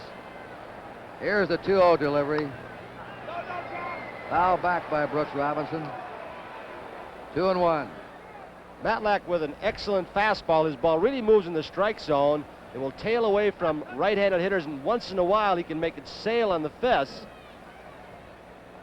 He's got good control, keeps the ball down around the knees. 2-1 delivery. Foul ball again. 2-2 to Robinson.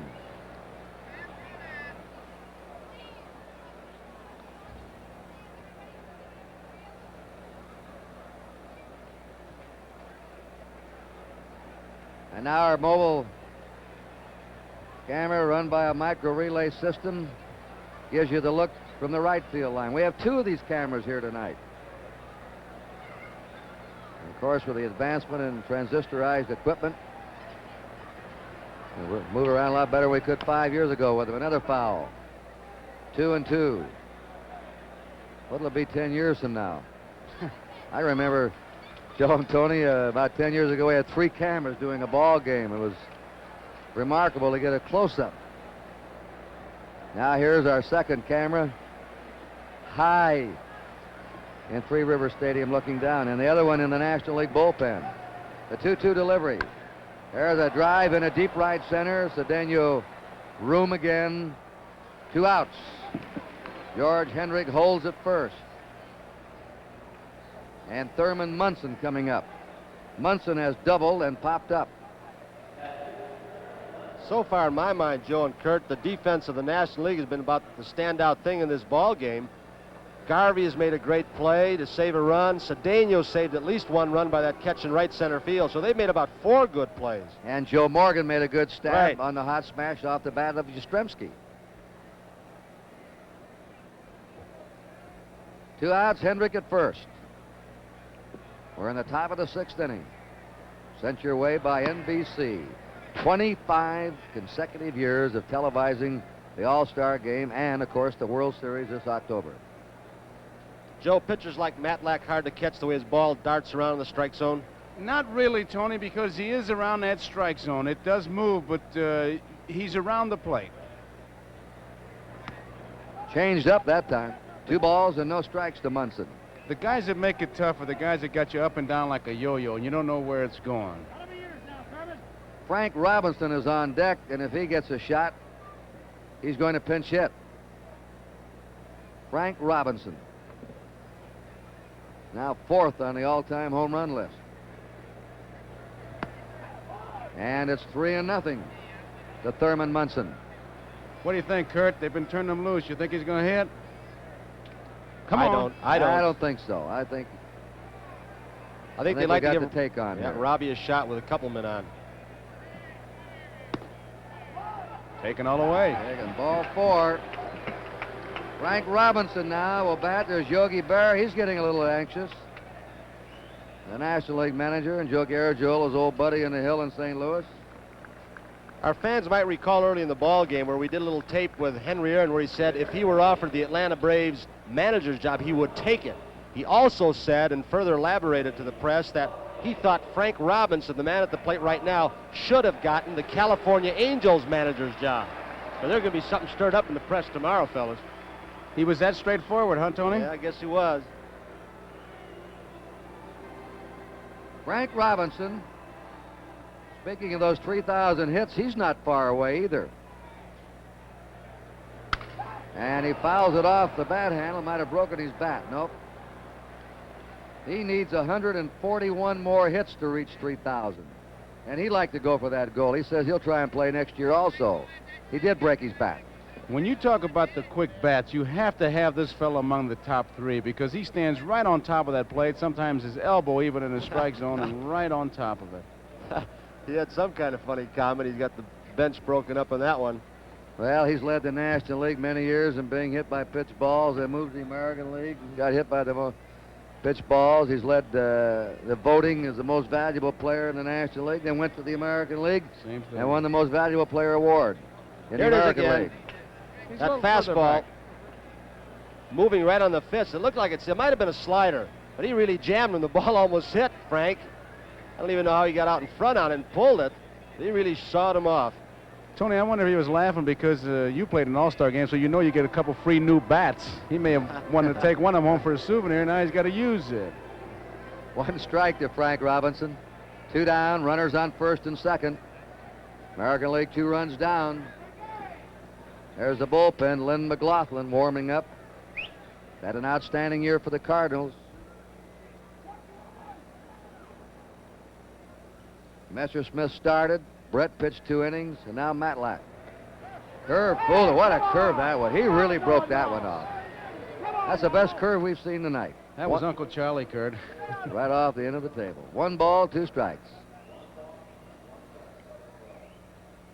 Here's the breaking pitch again as Frank just can't hold up. Took a little bit off. It had Robinson out in front. Ball almost hitting in the dirt. Yes, it did. Bench digging it out. It really broke off a table. There's a ground ball. Morgan plays it in back a second. Scoops to Boa. Fine play again by the National League infield. That's the difference tonight. No runs, a hit, no errors, 2 left. At the end of 5 1/2, 4-2 National League. Death Valley, California. 120 degrees. We parked 5 cars, turned on the lights, and waited. 5 hours later, all the batteries are dead.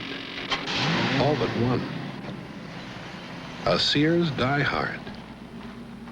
The Die-Hard, with extra power to start your car when most batteries won't. Sold only at Sears. New tires must meet U.S. government safety standards. These tires are doing just that, except they aren't exactly new. This set of Sears steel-belted radials has already run the back roads of Morocco and gone 72,400 miles on American highways. And now, after all that, they still exceed the safety standards new tires must meet. That's something to think about the next time you buy tires. The Sears steel-belted radial, only at Sears. Now a message paid for by the Pittsburgh Pirates. The official 1974 All-Star program is being offered by mail to fans and collectors for $2.50. The 72-page book contains special features with color photographs on baseball's all-time All-Stars. Mantle, Clemente, Musial, Mays, Robinson, Williams, Aaron, Berra, Kaline. Scouting reports, photos of the 74 squad, a pictorial history of the All-Star contest, and many other interesting articles.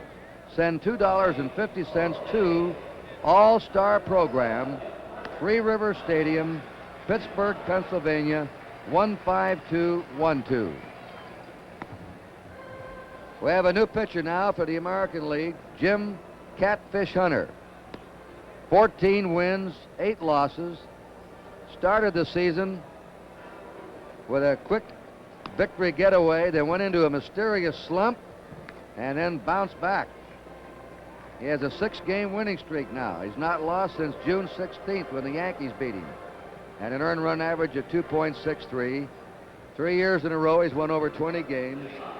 And when the A's need him in that 5th game of the playoffs, or in that 7th, or that big game in the World Series, he's the man that's done it for him. Kurt, last Saturday when we did the game of the week from Cleveland. He hooked up with Gaylord Perry, and it was really a classic pitching duel, Perry and Hunter. You talk about a competitor. We talked about Perry. This fella, as they say, has a pretty good-sized Valentine going for him. Steve Garvey's the batting star tonight. He's 2 out of 2, and it's a strike by Hunter. Garvey's single. He scored a run in the second. He doubled and knocked in a run in the fourth. He's 2 for 2. Mike Schmidt is on deck. He's going to bat for Ron Say. That's hit to Robinson at third. It's a foul ball.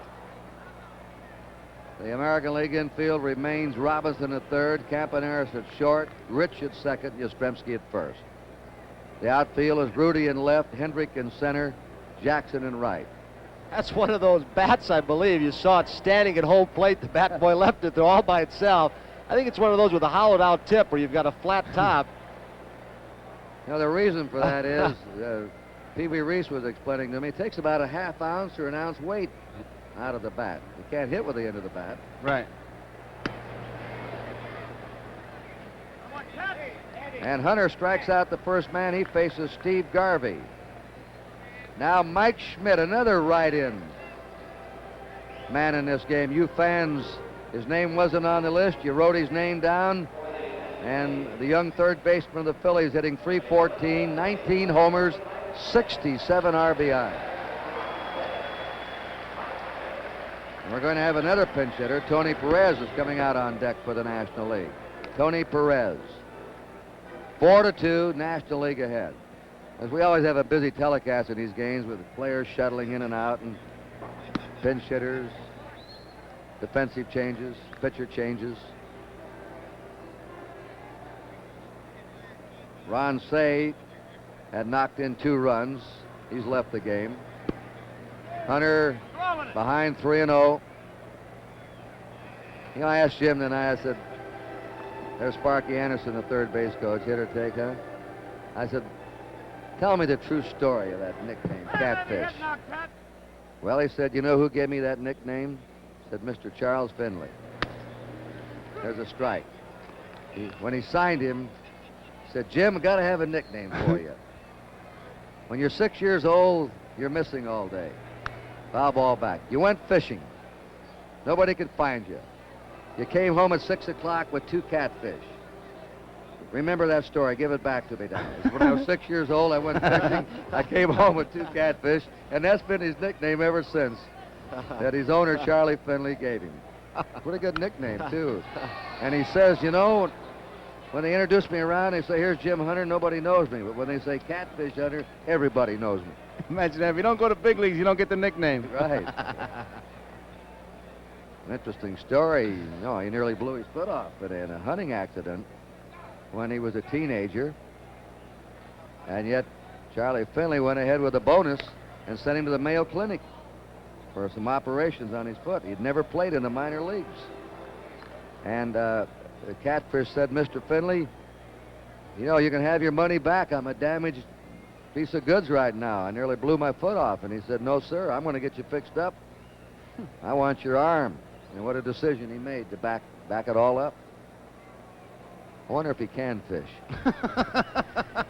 3-2 pitch. Foul back. I know he can hunt. He's got 30-some hunting dogs. That could be an embarrassing question, couldn't it? Yeah. You mentioned Catfish Metkovich. Oh, yeah. Well, that was a true story. What did he stepped on one, didn't he? Stepped on one, got an infection. 3-2.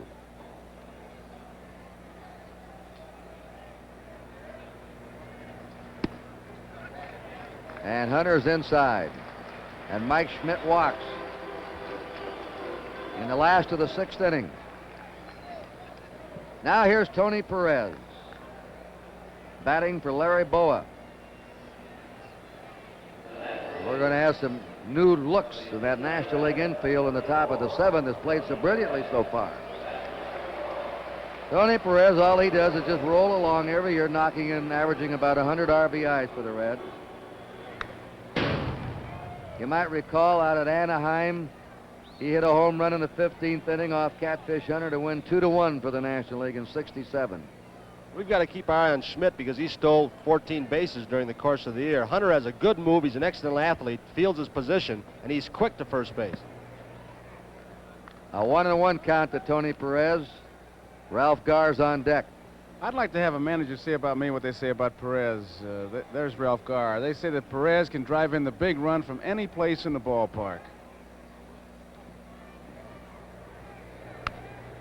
He didn't want to go, and he fouled it off. 1 ball, 2 strikes to Perez.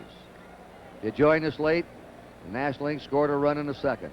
The American League came up with their 2 runs in the third. They took the lead. National League bounced back in the fourth with 2 and added another one in the fifth, and it's 4-2 National League. That high hard one fooled Perez. 2 strikeouts for Catfish this inning. And Ralph Garr up. He has struck out and fouled out. Here's the time of the ball game I like to watch to see how pitchers, if they continue to work the same way. They've been getting Garr on hard stuff inside. They've been staying inside with him.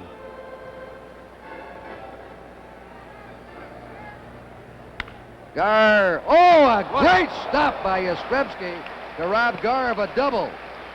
Yastrzemski makes the play of the game for the American League here in the last of the set. Yaz moving off the base with Schmidt. And that's a difficult play because his momentum was going towards second base after he moved off the bag after makes a nice dainty tag. He was blowing a bubble there as he did it. Took it so nonchalantly. So at the end of 6 innings, the National League 4, the American League 2. We asked Miss McDonald's class to show you our new Voyager, a special kind of wagon. With an electronic ignition system, a tighter turning diameter than its competition from Ford or Chevrolet, and power front disc brakes. It holds lots more than an ordinary station wagon. But the nicest thing about Voyager is it's a Plymouth, and that puts it in a very special class.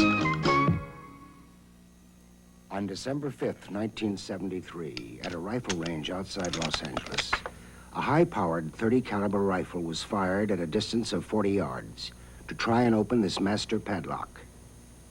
The master lock model number 15 sustained considerable damage, but did not open. Repeat, did not open. Whatever your protection needs, there's a master lock ready to do the job. Stan Musial has hit more home runs, 6 in All-Star game history than any other player, but I bet the one that Stan the Man remembers best was at County Stadium in Milwaukee in 1955. Score was tied, and Musial broke up the game on Frank Sullivan's first pitch in the bottom of the 12th. There it goes, and it gave the National League a 6-5 win after the trail 5-0. Now, besides Sullivan, Musial also connected off Walt Masterson, Mel Parnell, Eddie Lopat, Tom Brewer, Jerry Staley, all of whom are probably fans of Stan the Man. We have a new pitcher now. Lynn McLaughlin has come on. A new third baseman. Mike Schmidt has gone to third. And a new shortstop, Don Kessinger, is now playing short. Morgan stays at second. Garvey remains at first.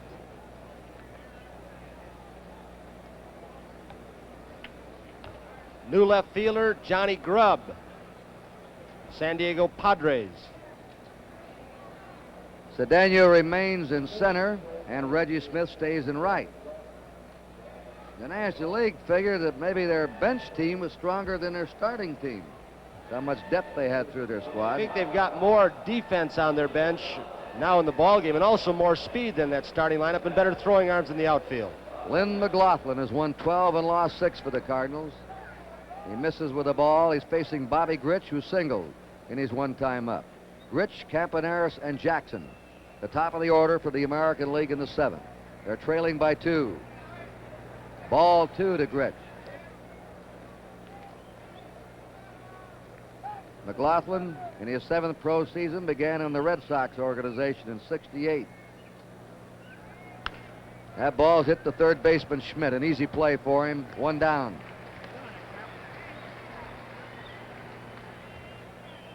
Bert Campaneris is up before he moves in. Next Monday night on NBC, we'll present the Yankees against the Red Sox at Boston. The backup game will be San Francisco at Houston. Our special guest, a man going into the Hall of Fame in Cooperstown in August, Whitey Ford. former great pitcher of the Yankees. And Joe will have his baseball world on before the ball game. Campaneris lifts the fly ball to Smith and right. And McLaughlin has the first 2 men out. What's the pregame show next Monday night, Joe? We're going to go back and check the Negro Leagues with Cool Papa Bell and Satchel Paige and Normal Tweed, and we're going to talk about that. We got some rare footage, and it's a shame that more records weren't kept about the old Negro Leagues. Reggie Jackson has struck out, walked it into a force play. 4-2, National League ahead. The strike, Mike Marshall, the Dodgers. The ace reliever of the majors this year, getting ready.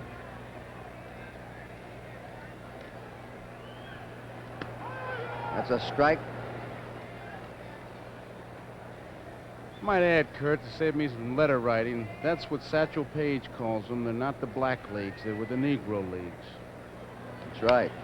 There's a high foul out of play. I never will forget Satch's description. I asked him how fast was Cool Papa Bell. But when he went to bed, when he turned the light switch out, he was under the sheets before it was dark. Cool could run. Yastrzemski on deck. 2 out. The American League has not scored since the 3rd inning. Change up.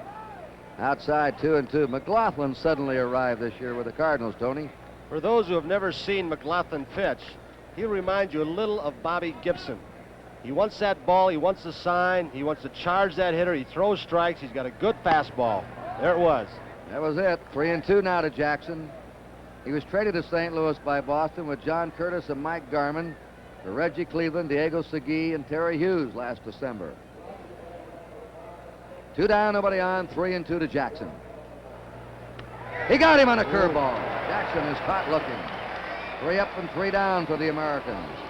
And with the 7th inning stretch coming up, it's still the Nationals 4 and the Americans 2. It's been pretty crazy out lately. With this shortage, that shortage. I'm going through a money shortage. I hear you. That's not funny. So when I'm hungry, I head for the old Golden Arches. Example, I get a hamburger, regular fries, and Coca-Cola for less than $1. Thanks. Today, getting mileage out of my money is important, and at McDonald's, I do. I believe it. Besides, I'm a nut about French fries. You deserve a break today at McDonald's. You may not be doing as much driving as you used to. Neither am I. But odd as it seems, the less you use your car, the more care it needs. Like tune-ups and oil changes with a premium quality motor oil to fight the deposits that can build up in an underused engine. You can't buy a better oil than Quaker State. Refined from 100% Pennsylvania-grade crude oil. You'll find it more places than ever, now that you need it more than ever.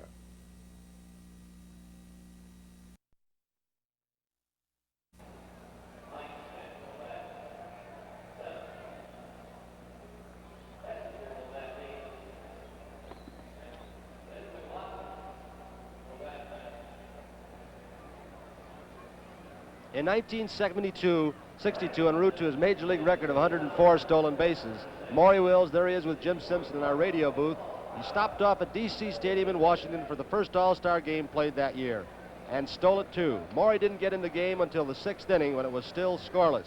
But once he did, things started to happen, beginning with him serving as a pinch runner for Stan Musial. Maury immediately stole second and scored on Dick Groat's single. After singling in the 8th, Maury made it to third on Jim Davenport's single when a flustered outfielder threw behind Wills. Then Maury wrapped up a 3-1 National League win, scoring on a close play after Leon Wagner caught Felipe Alou's foul fly.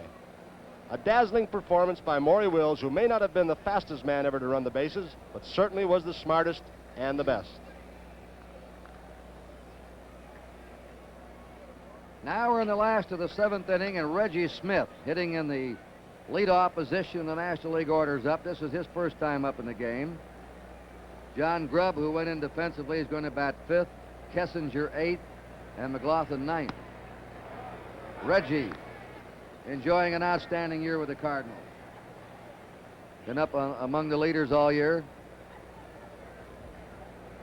Dave Cash is out on deck. There's a foul down the right field line. Cash will hit for Morgan. Marshall has walked in from the National League bullpen, so we could see him, and you've got to expect that if Yogi goes with his lead in the 8th or 9th. There's Mike Marshall, center of your picture. 4-2, National League ahead. Change up. There goes the bat. Look out.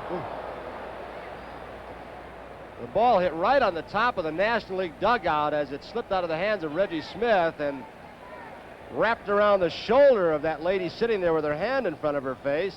Want the bat, somebody said? Usher right there to see if she needs medical assistance, but she's saying, I'm all right.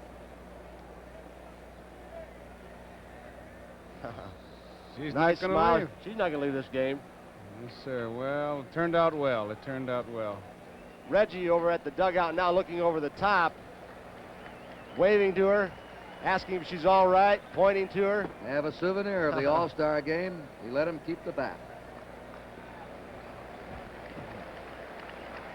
And they give Reggie a hand, and also a hand that no one was injured behind the National League dugout. Smith is third in the National League in batting with a .321 average. Jim Hunter working his second inning. There's a long drive.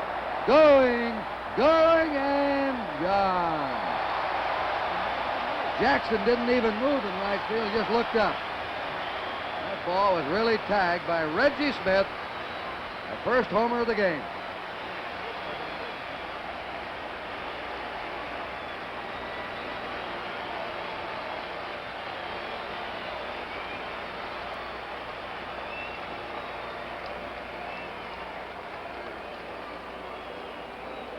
And did he know this was a home run all the way, Joe and Kurt? It looked like Catfish may have taken a little bit off. Bell high. Oh, he knows it. He wants to just see how far. He should have bought a ticket, Tony. All right, we have Dave Cash up. He receives a good hand. He used to play here with the Pirates. Now with the Phillies. This is his first appearance in the game. The National League's ahead now 5-2 in the last of the 7th. That was Reggie Smith's first All-Star homer and his first All-Star hit. And Yogi's getting him in the ball game. Only Jerry Grody, Chris Spire, and Ted Simmons have not been in of the players who are not pitchers. Raleigh Fingers and John Hill are two of the aces out of the bullpen for this American League team. A 2-2 count. Fingers, the right-hander. John Hiller, one of the most amazing comeback stories of all time.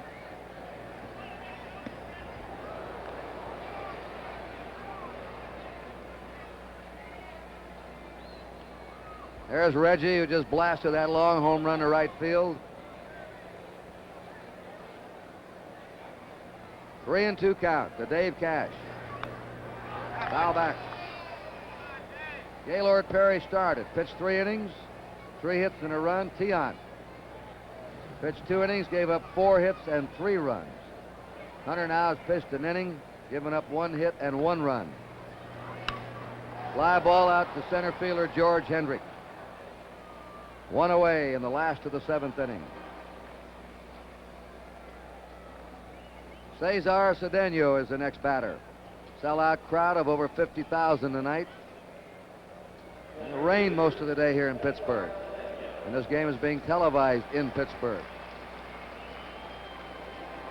Cedeno, you might notice in his batting stance as we look in from our center field camera, holds his hands extremely high and wiggles that bat around the top of his head at times. But does he have a cut? He replaced Aaron. Aaron flied out to deep left and grounded out before leaving the game. Cedeno had flied to center in his one time up.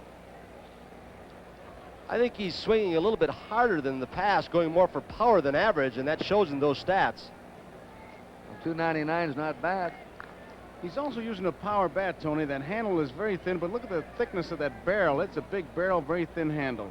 1 out, nobody on. Hunter tries to curve him. 2-1. And things are getting a little more desperate for the American League now.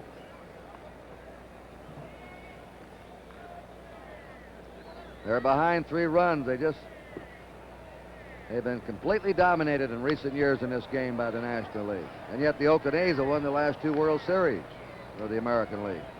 Cedeno, one of the toughest hitters in the National League to fool. He always has a good cut. You can throw him a breaking ball outside, and he's got that great power to the opposite field, or you can bust him inside, and he can pull the ball. Tough to play. 3-2 count to Cedeno. 5-2, the National League ahead. In the 8th inning, Yastrzemski, Hendrick, and Rudy are due up for the American League. Struck him out. 2 down. Had him reaching for the high pitch. Johnny Bench has gone all the way tonight for the National League. He has struck out, singled, and walked. He scored a run. It's kind of interesting, too, Kurt, because he's got 3 catchers, and looked like he wanted 3 catches because he wanted to use all his catchers. They must like the way Johnny's handling those pitchers. Must. Got the lead.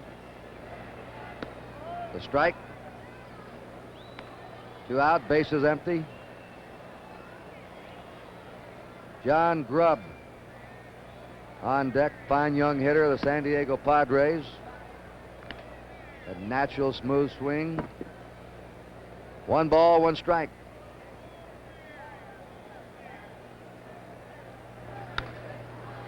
And the foul ball makes it 1-2 to Bench.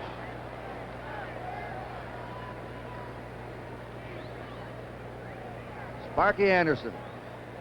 This is his man at the plate, Johnny Bench. He makes no bones about it. 1 ball, 2 strikes. That's Hunter's slider that just missed. 2-2.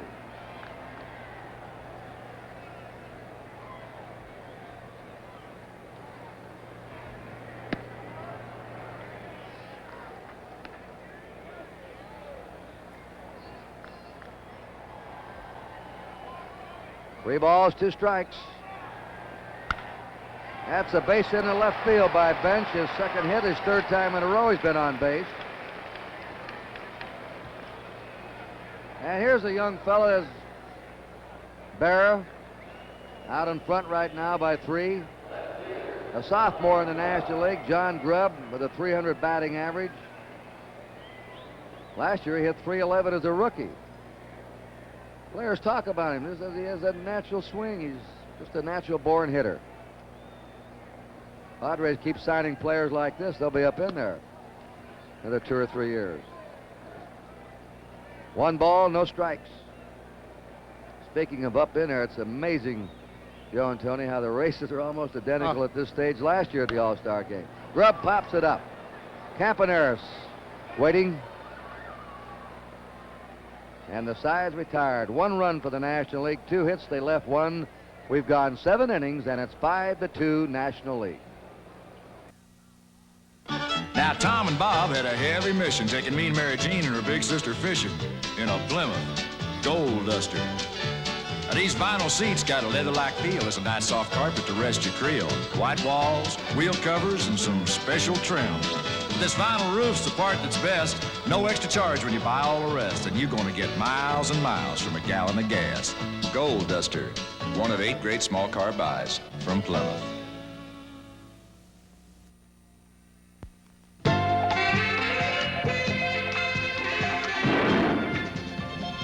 Now comes Miller time.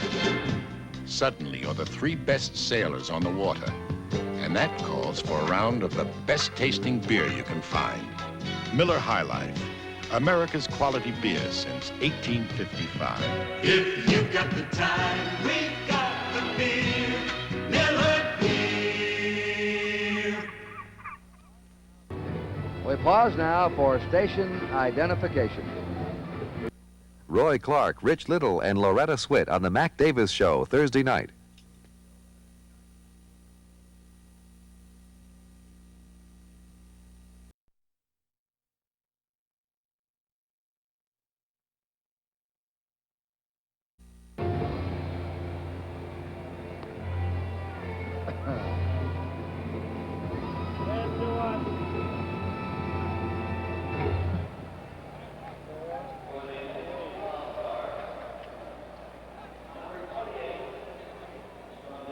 Carl Yastrzemski will lead off. For years, the top defensive left fielder in the major leagues, and he's now developed into a fine fielding first baseman. Let's take a look at that play again that he turned in earlier in this game.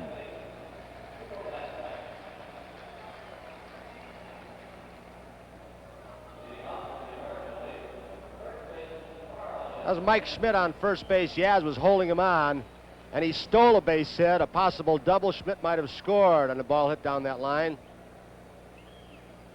The amazing Mike Marshall, who gets his feelings hurt if he can't pitch every day. The Dodgers have played 97 games this year, and Marshall's pitched in 66 of them. He's won 11, lost 4. An earned run average of 2.31, and he saved 13. We have Dave Cash at second base, replacing Joe Morgan. And Yogi's about emptying the bench and getting everybody in. Carl was robbed of a base hit his first time up by Morgan. Marshall slows up on him. That's a screwball, and I think Yastrzemski's going to be surprised if he throws him anymore, because he throws 3 different kinds. One that breaks straight down, one right, and one left. I've never seen anything like it, Joe. Have you? No way. The thing that was interesting to me, Tony, is watching Bench give the signals. 3 was the signal for the screwball, and he just kind of hung. The first one, it was outside. Then he came back with 3, and he really snapped one off. He not only changed his speed and the break, but he delivery. He nearly had him struck out. That was the screwball again, one of the 3. And you can see Yastrzemski was completely baffled by that. All he could do was hold up when he swing. That's the one that looks like a curveball, but it's a screwball. I don't know how he gets his arm into that kind of position to throw it to break into a left-handed hitter. 2-2 count to Yastrzemski. Beats it foul. Marshall, at this pace that he's going this year, will pitch in 110 games when it's all over. He holds the major league record now for most appearances in one season, set with Montreal last year of 92. Can you imagine a man working in over 100 games in a season? 3-2 to Yastrzemski. You don't think he signed one of those old contracts like the workers used to do, where he worked by piecework? Here's that screwball. Let's look at it again in slow motion. This is a little bit up in the strike zone. He changes speeds on it so well. That's the thing. 3-2, and Yastrzemski blasts it foul into the National League bullpen. The American League is trailing by 3 runs in the top of the 8th inning. They've lost 10 of the last 11 games, and they're in a hole tonight. Airman division. I couldn't see it. 3-2. Foul again. He came in with a fastball that time. A few weeks ago, you might remember, Mike Marshall set a record of pitching 13 consecutive games in a row. We have banners sprayed all over this park tonight. 3-2. Yastrzemski is on to lead off the 8th inning. NBC is going to present preseason football Saturday, August 17th. Cincinnati Bengals at Atlanta. Saturday, August 24th. The defending Super Bowl champs, Miami, against the Rams at Los Angeles.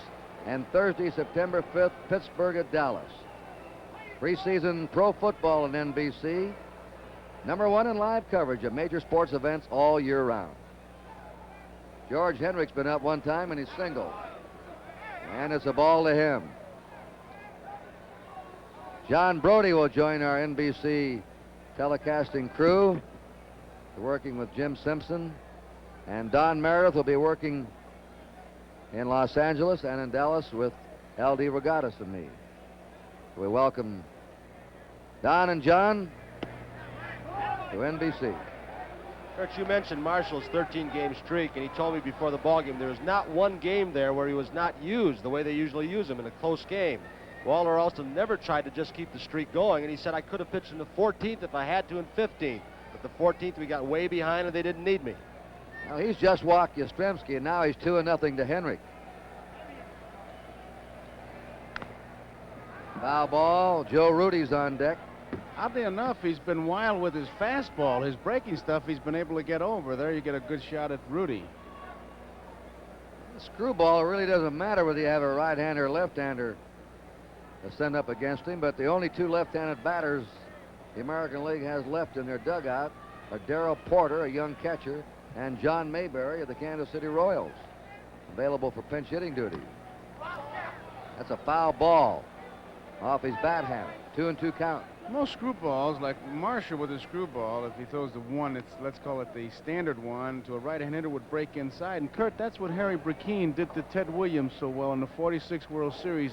Williams' belt buckle was the target, and the cat was able to hit it. It was just phenomenal. The little cat won 3 games in that '46 series. Williams always claims one of the greatest pitchers he ever faced in that series. 2 balls, 2 strikes. 3-2 to George Hendrick. Remember, the American League's trailing by 3. Now a little uneasiness abounds around the ballpark. They're wondering if Marshall's going to walk another man. Should be. If he walks him, you've got that tying run at home plate in the person of Joe Rudy. Yastrzemski at first. Don't think he'll be gone. No, I got to go 3 along with you. 3 down. You strike him out and throw him out if he goes. How about? Right-handed pinch hitters. The American League has young Dave Chalk of the Angels left, Don Money of the Brewers, Cookie Rojas of the Royals, and Sundberg, the young catcher of the Rangers. Well, I wonder who's going to win the most valuable player award here in this All-Star game tonight. That's right. 3-2 delivery. He reached for a bad pitch, taps it to the box, the throw to second. In time there. Kessinger covered. That was ball 4 to Hendrick. It appeared from up here. On this AstroTurf for artificial surface, the ball almost bounces over the head of Marshall. He just gets it to the top of his webbing after he misjudged it slightly. He started going back. Now he leads his shortstop. Kessinger, as Cash, backs up the play, and that's something that can get confusing when you don't play together too often, and these two have never played together. But it was a good throw by Marshall. He led Kessinger perfectly into that bag. Joe Rudy's been up once, and he flied out to deep right. 1 out for the American League. The outs, the innings are running out for them. They're trailing 5-2 in the top of the 8th. This Rudy is really the last of the tiptoe hitters. Watch his front foot. A strike to Rudy. He really spreads out, doesn't he? He gets right up on that toe for some reason. I guess he feels like he can spring off better, but it's kind of interesting. Makes no difference how you stand. It's what you do. Whoever thought Musial could hit with his stance. Peeking around the corner. Right. Let's get up there in a minute. Get up there, Joe. That's it. Foul ball down the third base line. Big John Mayberry's on deck to pinch hit for the American League. And he'll bat for Brooks Robinson. And it looks like Steve Carlton out in the National League bullpen getting warmed up.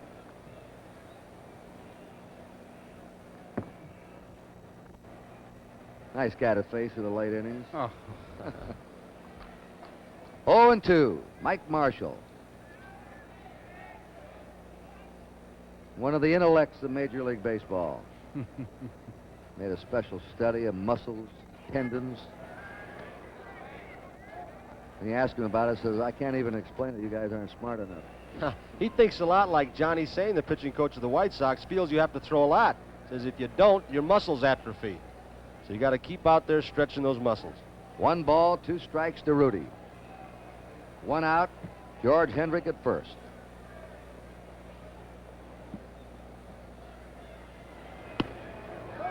Fastball's high and away. It's 2-2. The American League's had only 1 hit since the 3rd inning. And they've been shut out since they scored their 2 runs in the 3rd. 3 excellent plays in the infield by the National League. And Cedeno's catch off the bat of Campaneris in deep right center have choked off the American League scoring tonight. This will be a 2-2 pitch now.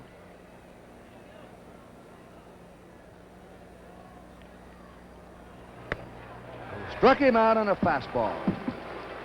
2 down for the American League. Gives you this, gives you that, comes in, back again. Interesting enough, though, that when he gets in a jam, he goes to his fastball. He gives you all that kinesiology business about the muscles and the screwball and the curveball, but when he gets in trouble, he jumps right on that express. John Mayberry, batting .260 for Kansas City, 19 homers, 53 runs batted in. Been hampered in recent weeks by a severe hamstring pull.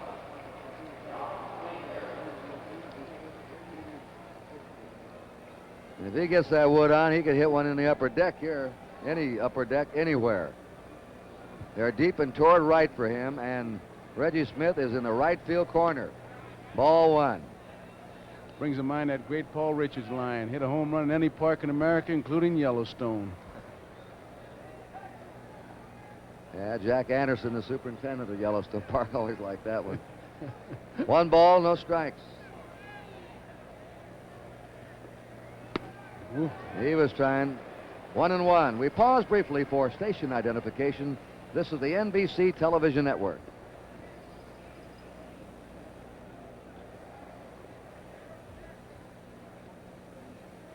Well, Messersmith, Brett, Matt Lack, McLaughlin, Marshall have checked the American League.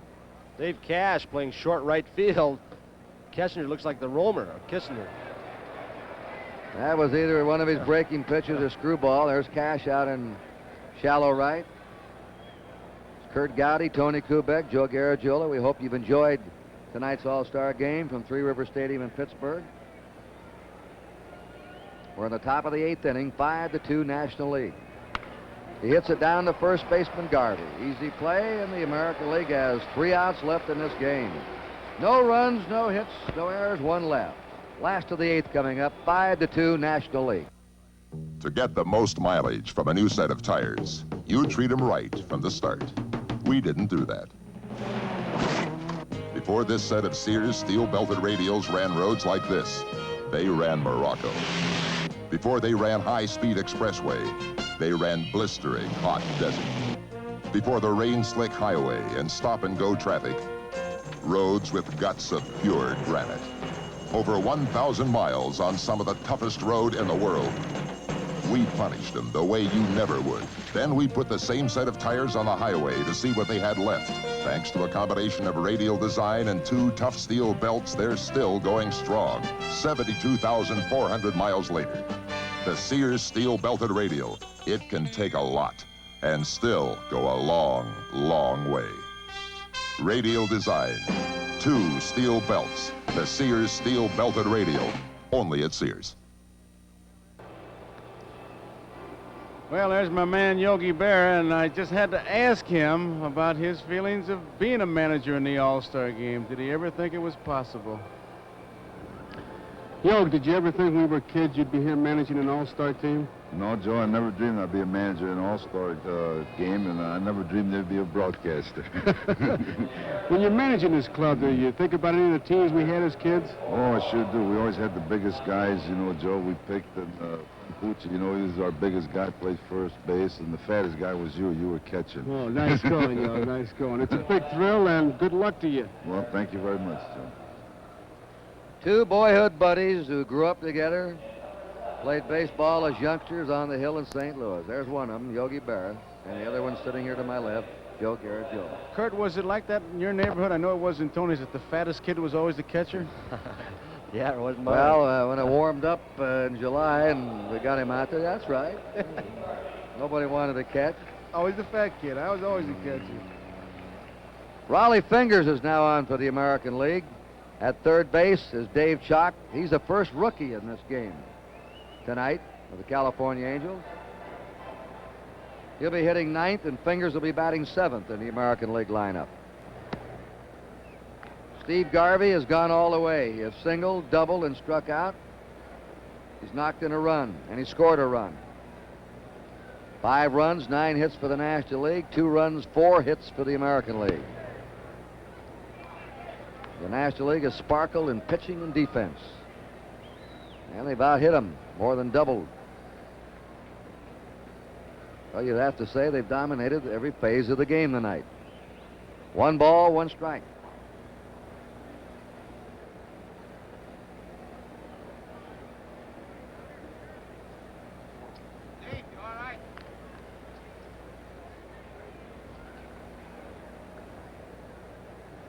Mike Schmidt on deck. Fingers, one of the better relief pitchers in baseball.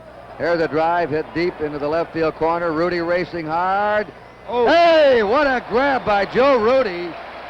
Sliding into foul territory. He's made catches like that in the World Series the last 2 years. But nobody ever talks much about him. We'll look at it again, and we've talked before about how much pride means to these All-Stars, and he goes diving on the warning track almost into the bullpen fence. Tony, he saw that fence, and as he sees the fence, he goes into that slide, and there he is down in complete control, never taking his eye off that ball, and then braces himself as he hits it. Here's another good shot of it. And as you say, Kurt, he's made them everywhere. I'll never forget the World Series of '72, climbing the wall in the opening game at Cincinnati to save it. The catches he made in both World Series. He just makes the big play and continually gets the big hit for you. Never says a word. There's a low at the beginning of the season, goodbye at the end, and picks up his World Series check and goes home. That's something. 2 balls and a strike to Mike Schmidt, who walked his first time. Ohio University. Schmidt played college ball. Last year he struggled, hit below 200. Got off to a good start. I couldn't get used to it. Got into a slump, put me on the bench, worried, in awe of everything. Now I'm used to it. Now I'm ready. 3-1 pitch. Foul ball back. If he gets a hold of one here tonight, you'll see something. He's hit some of the longest home runs in the major leagues this season. Well, he has the longest single ever hit in that Astrodome where he hit the speakers up there, which is about in another county. I think it's a different time zone out there. Yeah, they do move it back into the mountain time. From Central. 3-2. 1 out, nobody on. Last of the 8th inning. Mike Schmidt walks. And Don Kessinger's up for the first time of the Cubs. Kessinger batting .267 for the Cubbies with 1 homer, 30 RBIs. He's played in 6 All-Star games. Joe, I'm looking for Yogi to stir a little something up here. Maybe put the hit and run on Schmidt with 14 stolen bases. Kessinger gets the bat on the ball. Let's see what he does. The strike. They play Kessinger to the opposite field. The last chance for the American League in the 9th inning. Munson is scheduled to lead off the strike. Dave Chalk batting 9th would hit 2nd, and then to the top of the order for Gritch. And that's their last shot. They have only 1 left-handed pinch hitter left. Yastrzemski holding at first. There's a drive into right center by Kessinger. This will roll to the wall. Rounding third is Schmidt. He'll come in to score. Kessinger's going for 3, and the National League has a 4-run lead.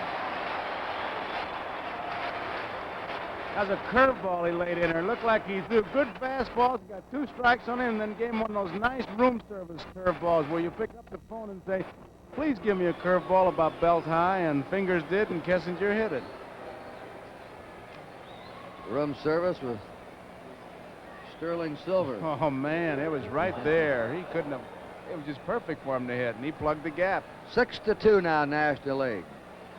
Take it, Tony. There's a 2-strike pitch, and they were playing defensively for a breaking ball, a little bit unusual. They were playing for Kessinger to hit late. He threw it inside. He pulled the string, a pitch you would expect him to pull. He did. Well, Dick, what are you thinking about? Dick Williams, the American League manager. Mike Marshall batting for himself. Ball goes back to the backstop, and in the score is Kessinger. And it's now 7-2, National League. Joe, I got to wonder what that last pitch was, the way it took off. Munson, who has the good hands, a good defensive catcher, doesn't miss pitches like that too often, unless there may have been something on it that made it really sail. And there's our microwave powered unit in the National League dugout. Kessinger's happy after a triple and scoring. Marshall loops it into right field. Jackson over. Great grab by Reggie Jackson. He's a complete player. Run, throw, hit, field. Well, we've seen a diving play by Rudy and now Reggie Jackson. We've seen a near collision around second base with Morgan. And who says the All-Star teams aren't out there hustling? They want to win. They're not holding back. They've got too much pride. From the other angle, a sliding stab by Reggie Jackson. 2 down, nobody on. Reggie Smith up now, and that's to the backstop. That's a similar kind of play on this same infield that Darrell Cheney of the Reds, when he hit one of those seams on this artificial surface, tore the skin on his hand off. Kessinger scored on that wild pitch ruled by the 3 official scorers. 2 balls, no strikes to Reggie Smith, who hit a homer in the 7th inning, the only homer of the game. You mentioned those official scorers, Kurt. He fouls this one off. Joe Heiling of the Houston Post, Charles Feeney of the Pittsburgh Post-Gazette, and Luke Kay of McKeesport Daily News. Jack Herman of the St. Louis Globe was supposed to be here, but I understand he has some illness in the family, so he's replaced by Heiling. They score by committee. Well, they do. They get together and talk it over on a controversial call. 2 balls and 2 strikes to Smith. Sal Bando is scheduled to be with the American League tonight. He had an injured ankle, and Ed Herman, another player who couldn't make it because of an injury. 3-2. Raleigh Fingers has given up 2 runs in this inning. The American League has used Perry, Tiant, Hunter, and Fingers, just 4 pitchers. There's a high fly ball to right field, but Jackson has plenty of room. 2 runs for the National League on 1 hit. There was a wild pitch, nobody left. We're going to the top of the 9th at 7-2 National League. People across the country are recommending the Gillette Track 2 razor to their friends. So I told him, well, look, Dad, this Track 2 works great. I tell the customers that a Track 2 gives you the most fantastic shave you've ever had. There are 2 blades set close together. The first blade cuts your whisker, and before it has a chance to snap back, the second blade cuts it. It's a lot closer shave than I was getting with a single blade. I turned my whole family into Track 2 people. The Gillette Track 2 shaving system, the closest thing to a perfect shave. This is Don Rickles. Give me the president of Right Guard. Hello. You the underarm biggie? Listen. Quit making your Right Guard antiperspirant with this super dry anti-stain formula. Why? Listen, you hockey puck. I'm an entertainer. I get laughs with my insults. But how can I get people hot and bothered when they've got your Right Guard keeping them cool? Right Guard helps keep them dry. You keep selling Right Guard, and you can pay for my mother's apartment in Miami Beach.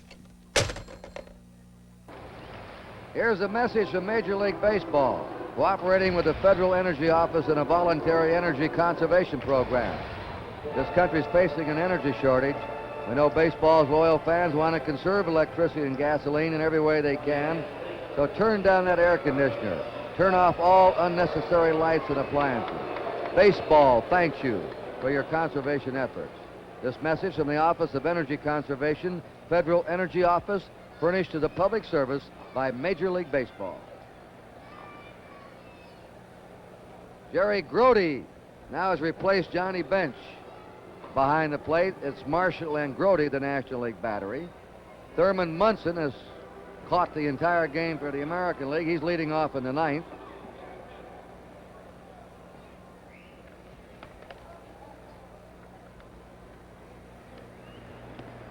And the first pitch by Mike Marshall's ball 1. Dave Chalk is on deck, and then Bobby Gritch in the hole. They represent the last hope for the American League in the 9th. There's a ground ball to second baseman Cash. The pickup and throw, and there's 1 down. And the American League's down to their last 2 outs. Here's the only rookie in this game. Dave Chalk of the California Angels, out of the University of Texas. He's going to be a good one. I want to thank Jim O'Gorman, our production stage manager, and Ed Prendergast for their work in the booth tonight. Our field coordinator, Hugh McDermott, and our statistician, Alan Roth.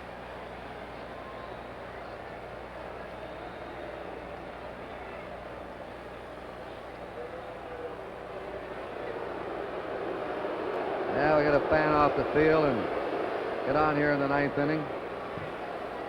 7-2 National League. Remember, next Saturday, Tony Kubek and I will be in Wrigley Field, Chicago for the Cardinals and the Cubs. The next Monday night at Fenway Park, Boston, for the New York Yankees and the Red Sox.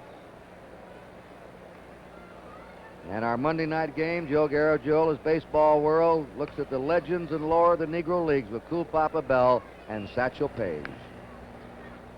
Caps at foul. Cool Papa Bell and Satchel Paige. How about Josh Gibson? Some say, I've had people tell me, the greatest player they ever saw. Kurt, doing this research, I tell you, you hear more stories about Josh. It's a shame we didn't get to see some of these greats play. It was our loss. He had home runs over the left field wall, center field wall, right field wall in the same game. Marvelous catcher, could run everything. A ball and 2 strikes. This is his hometown. Pittsburgh.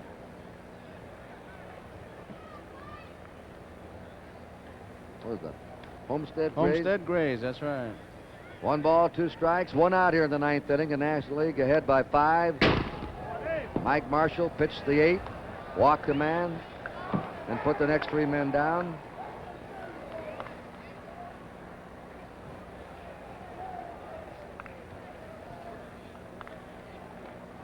Bobby Grich on deck. Fouled away. The American League has been very quiet since the 3rd inning. Just 1 hit. A leadoff single by George Hendry.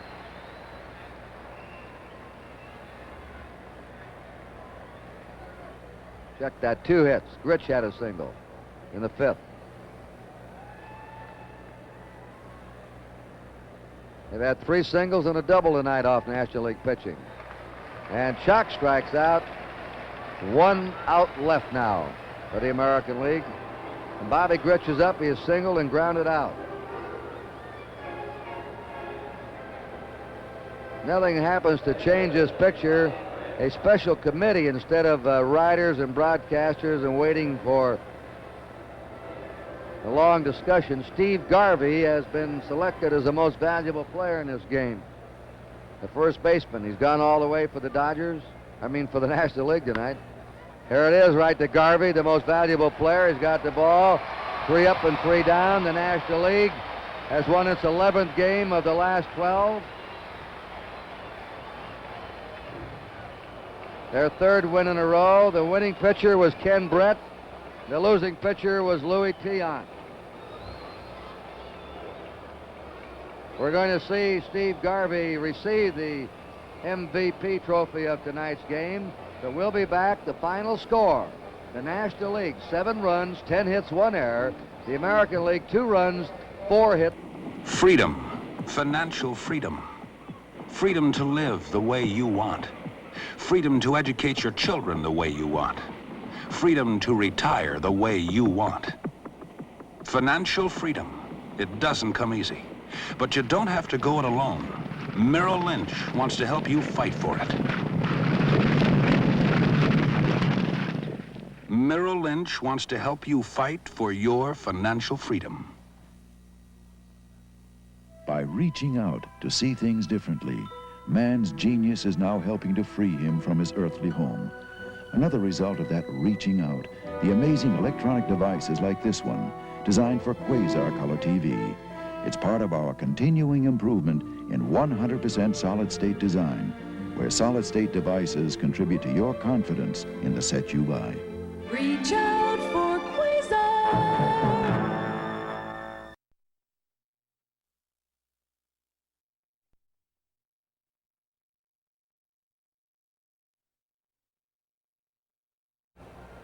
Where are we going? What camera here?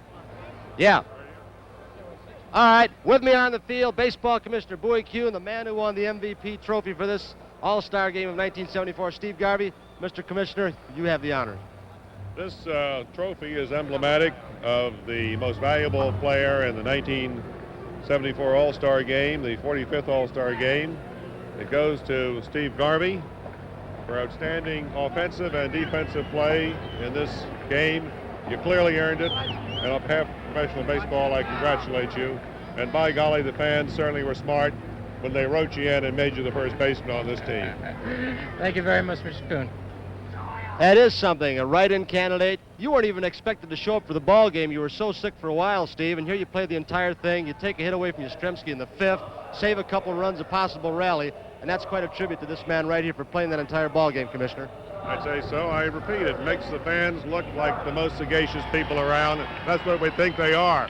Steve, one final comment? Yes, Tony, I just can't express in words itself the thanks to all the people across the country that got me here. And I think this is my way of repaying them, because this isn't my trophy tonight, it's theirs, I think. Steve Garvey, my thanks. Commissioner Bowie Kuhn, thank you. Your system with the cards and the punch-outs and the write-in has proved that it works. Thank you so much. Let's go back upstairs.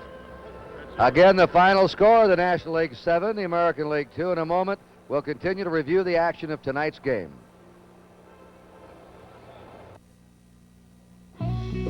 It happens so slowly you hardly notice it. Your 2-year-old car begins to drift, sway, and roll, and it's like driving at sea. A set of Monroe-Matic shock absorbers can help put you back on solid ground, because the better the shock absorbers, the better your ride control. And Monroe-Matics adjust automatically to give you solid, automatic ride control. So let Monroe put you back on solid ground.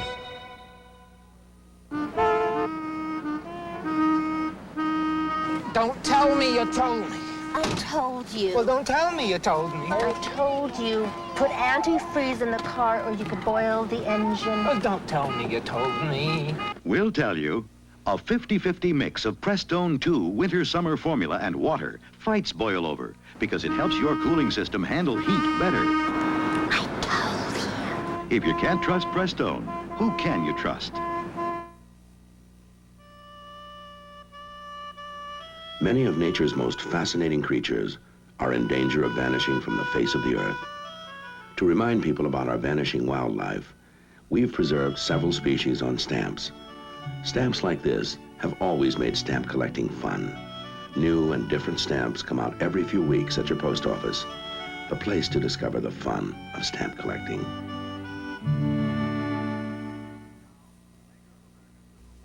Now, from the maker of America's #1 selling compact cars comes a new small car. Valiant Brougham. Economically small for good gas mileage, yet luxurious. With elegant features like richly textured crushed velour seats, deep shag carpeting. Elegantly appointed in the style of a fine European sedan at an American compact price. Valiant Brougham, one of 8 great small car buys from Plymouth. Well, the least effective pitcher tonight, although he was good, Andy Messersmith, the starter for the National League. Brett, Matlock, McLaughlin, and Marshall were brilliant, and the National League just had airtight fielding, Joe Garagiola. I think that was the whole key to it. I thought we might see a little bit more base running, and the other thing that might point out as far as the National League is concerned, Kurt, we saw some players who were in the thick of that pennant race really do things that they do and we take for granted. Morgan in his fielding, for example. I thought that was significant. The defensive plays especially. There was one key play of the game, although it wasn't a close game. It might have been in the 5th inning when Grit was on with a single and Cedeno robbed Campaneris of extra bases. Just simply outran that ball. We saw some fine plays here, and I would like to harken back to Garvey of becoming the most valuable player. As Tony pointed out, he was sick, he was puffy, but what a story that is, that in spring training as a youngster, he would ride on the bus because his daddy drove the bus in Tampa, Florida, and he'd get around these ball players, and here he is, the best of the All-Stars. And I think we should give the fans credit for taking the effort to write his name in a ballot. That's a little effort. That's right. You go by computers, you make them up so early. In fact, Aparicio was even on the ballot this year, but you can't get the good baseball fan. He knows what he's doing, and he showed it by writing in the Garveys and the Schmidts. Has to be discouraging now to the American League. They've now lost 11 of the last 12. It is. Let's go down to Tony Kubek now for his final wrap-up. All right, Kurt and Joe, I think the thing we've got to do also is throw some bouquets in the direction of the American League. When you see a Reggie Jackson and a Joe Rudy late in the ball game, down 3 runs, diving on dirt tracks, on cinder tracks, coming up with diving catches, you got to believe what all these players believe in this ball game tonight. It's a matter of personal pride, win or lose. They're out there to do their best for their clubs and their leagues, and we saw it in the ball game tonight. Back upstairs. You know, we're just about where we were at this stage last year, Joe. Wild scramble, American League East, National League East. Cincinnati now about the same spot as they were last year with the Dodgers and the Oakland A's out in front in the Western Division of the American League. Everything's getting tight. It's getting tough to breathe. As Pete Rose says, the big red machine's coming, and you talk to the Pirates, they're coming. Everybody's moving. It's going to be an interesting last part of the season, and we hope you're going to be with us on NBC Saturday afternoons and Monday nights. On behalf of Joe Garagiola, Tony Kubek, Kurt Gowdy, thanking you for looking in. The 1974 All-Star Game has been brought to you by the Gillette Track 2 shaving system. It's the closest thing to a perfect shave. By Sears Tire and Auto Centers for die-hard batteries, Steady Rider shock absorbers, and Sears steel-belted radial tires. And by Chrysler Plymouth, the compact car leaders offering 8 great small car buys for $74. 2 o'clock Eastern Time, Saturday, will be in Wrigley Field, Chicago. The Cardinals against the Cubs, the backup game, Detroit at Cleveland. And next Monday night from Fenway Park, Boston, with special guest Hall of Famer Whitey Ford, the New York Yankees have been red hot lately against the division-leading Boston Red Sox. Backup game, San Francisco at Houston. It all starts 8 o'clock Eastern Time, and all right here on NBC. The Jesse James and Cole Younger gangs team up for their great raid when